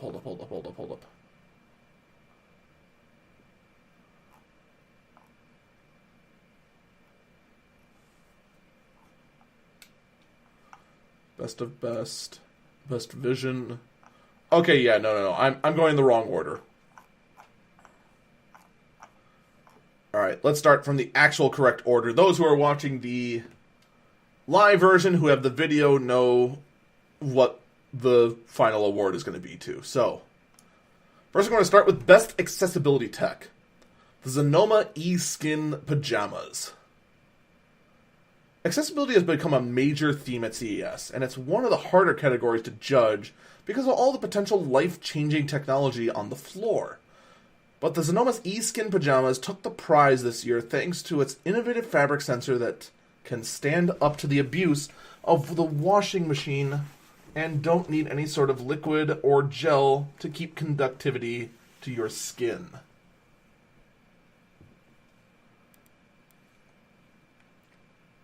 The unfortunate thing is I have no idea what these pajamas even do. I'm assuming monitor sleep, so congrats, I guess. Best Startup. The Black Box VR. Black Box VR is building the gym of the future using the HTC Vive motion tracking controllers and specially designed workout equipment. Black Box turns exercise into a video game. The plan is to set up a boutique gym in San Francisco this year where members can strap into a game, work out, and attempt to land on the local leaderboards. This is just the beginning of the VR fitness market. This one, I'm not going to lie, I do like the idea of this. I do like the idea of a VR gym. Just because one of the things that is kind of making a lot of people shy away from the gym is the peer pressure given off by others. That it's like, oh, I can only handle this amount of weight, but that guy over there can handle so much more, and that guy making fun of me, etc., etc., etc. Not to say that happens to me, but that's what you hear. So to strap on a VR headset and exercise, completely shut out the outside world, which is a very big negative factor in a lot of gyms. That's great. I love this idea. I'm not gonna lie. Best digital health and fitness product. The L'Oreal UV Sense. Oh boy. The smaller device is, the more wearable it becomes. And that is one of the reasons the L'Oreal UV Sense is so intriguing. It's a UV sensor no bigger than a thumbnail that tells you via smartphone how much sun exposure you received each day. The benefits are twofold. Not only could this help prevent skin cancer, but but it's also a key step on a micro-wearable computing journey that could revolutionize the world. Yeah, I'm not going to lie, that actually is fairly interesting. Best wearable, the exact same thing. The L'Oreal UV Sense, so we move on. Best transportation technology, the Toyota e-Pallet. The automotive world is flooded with the word mobility. It's become shorthand for ride-hailing and car sharing. Toyota saw mobility and decided, in addition to getting people around, it's important to transport their goods and their small business. The e-Pallet is a vehicle that resembles a train car, but more than that,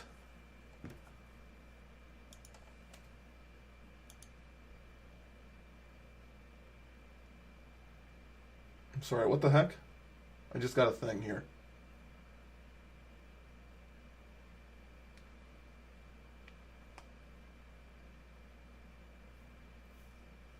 Okay, I'll read more on that later. It's a friend of mine who just sent me an important message. I'll read that as soon as I'm done recording the podcast. I apologize for getting distracted by that. Where was I? The e-Pallet is a vehicle that resembles a train car, but more than that, it's an opportunity for businesses big and small to take retail and delivery to the next level. It can be a taxi, food truck, flower mart, delivery truck, office, or even a place to sleep. Do not, under any circumstances, use this mobile bus to sleep. I will punch whatever company does that.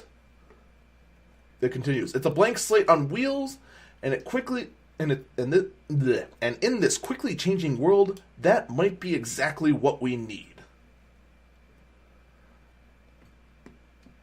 You know what this actually stands out to me?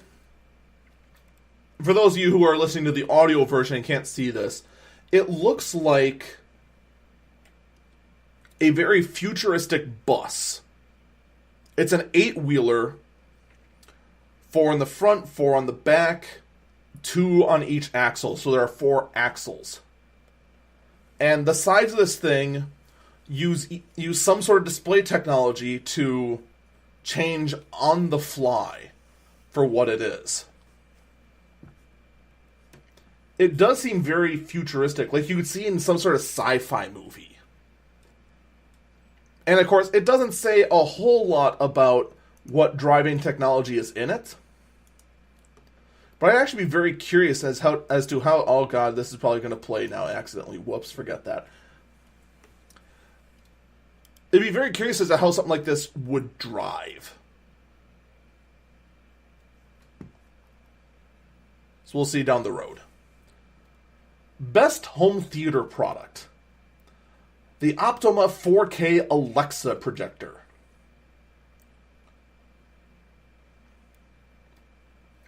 Alright, well, let's see what this is all about. Why don't you already have a projector? Thanks to the recent advances in DLP tech, we are running out of excuses for sticking with smallish TVs. The Optima HD 51A combines quality and convenience, courtesy of its links to Alexa voice commands, with a price that will fit many home theater budgets. You want to know why I stick with a smallish TV? Because my living room is all windows. In addition, bulbs are still expensive and this thing will pump out heat like nobody's business. Still. Moving on. Best connected home product. Lenovo Smart Display. At a show full of connected fridges, smart appliances, it's the Lenovo Smart Display that gets the prize for Best Connected Home. It's one of the first smart displays in Google's ecosystem, and it's, at this point, anyway, definitely the best. Its stellar Google Assistant implementations, combined with a great display, makes this everything we wish the Echo Show was and more.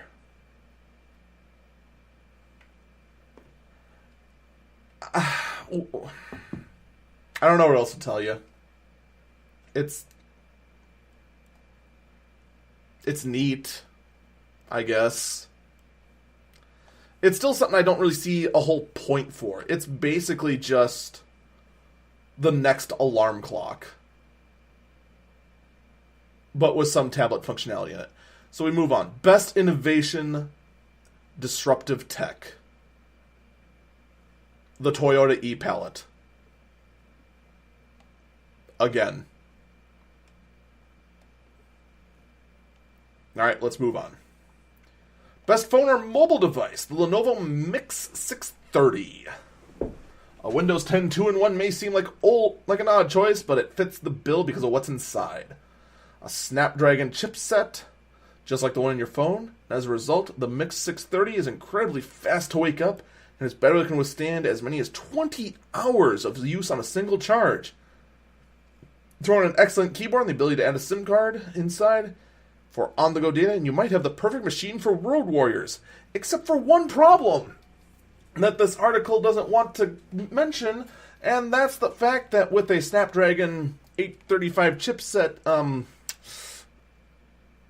Windows 10, you're not going to be able to, do much. Oops.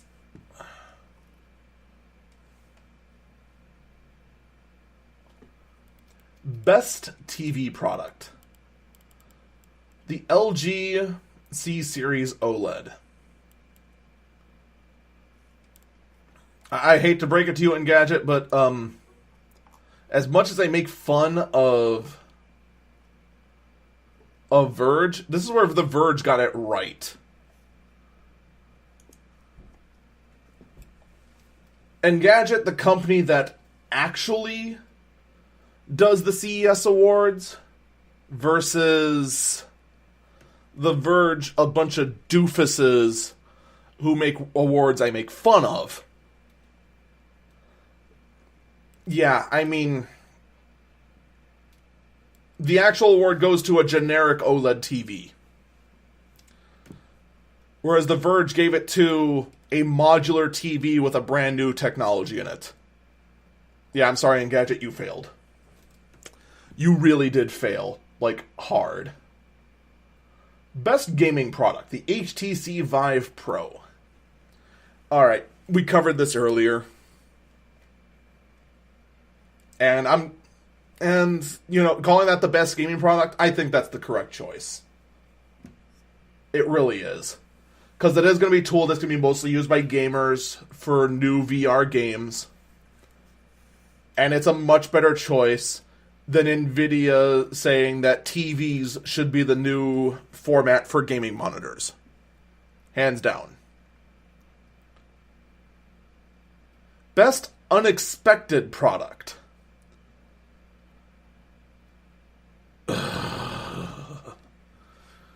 The My Special Affleck Duck.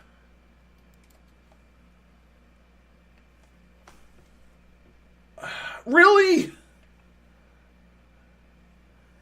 It's a stuffed duck. Look, for as much flack as I gave Verge for giving an award to the Affleck duck, at least they got it right. They gave it a gimmicky title of saying the most touching product. And it was touching, but it's not a consumer electronics product. This award is the worst pick ever! The best unexpected product? Nothing about this is correct.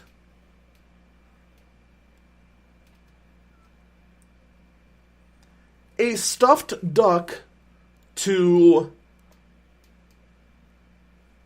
help bring emotional support to cancer patients is not unexpected. It's been done before. But the key thing here is that it's not a product. A product implies that you can buy it. You can't buy it.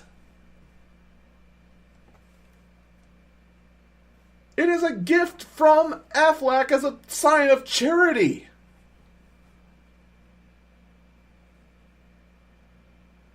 Once again, Aflac, you go do you.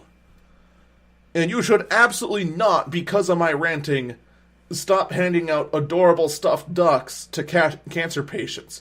By all means, please, go do that.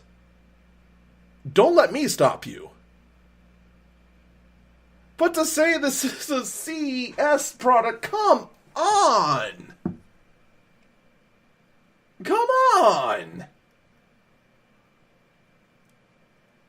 Best sports tech. Prevention Biometrics Head Impact Monitoring System. Prevent Biometrics Mouthguard combines advanced sensors with connectivity that could improve and save lives of athletes. When a severe collision is detected, the medical staff on the sidelines are alerted immediately, offering the best chance of a proper response to an injury. With long-running controversies concerning concussions in football and other competitive sports, it's sports tech with significance. I agree. This could help a lot, actually. So, moving on. Best PC or tablet. This goes to the Lenovo ThinkPad X1 Carbon.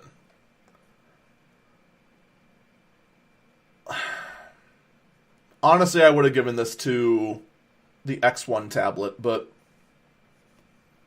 I guess this is okay too. At least it's not giving it to the Dell XPS again. There is at least that. Best robot or drone, the Sony Abo. I already said everything I had to talk about. The robot dog is back as best robot. I'm kind of surprised that the robot dog is getting more attention than the ping pong robot, but there you go.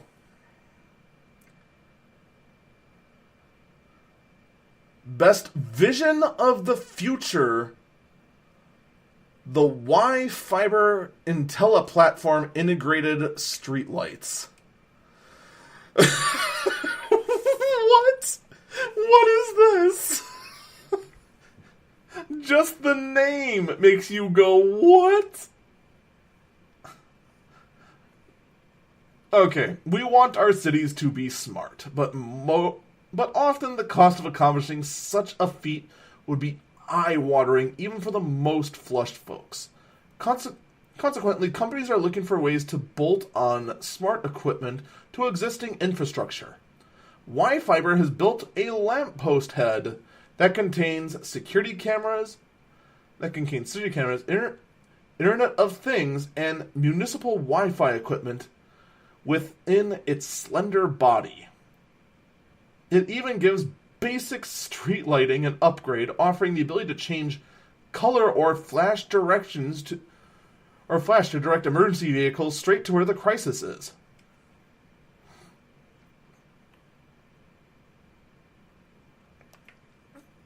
I want to actually go back to a little section of that, because it says combines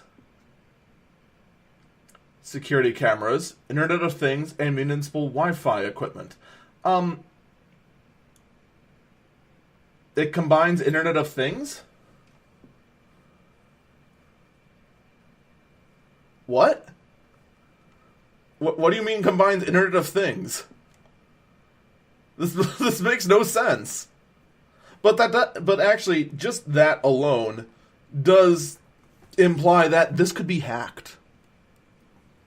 So, if a city does use these, make sure you update them.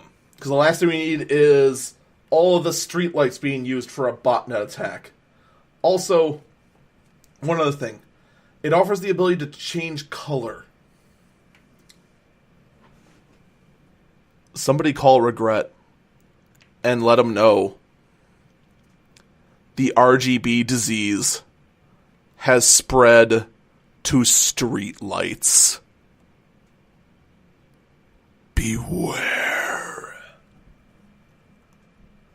Finally, best of CES, the absolute best, goes to the Toyota e-Palette.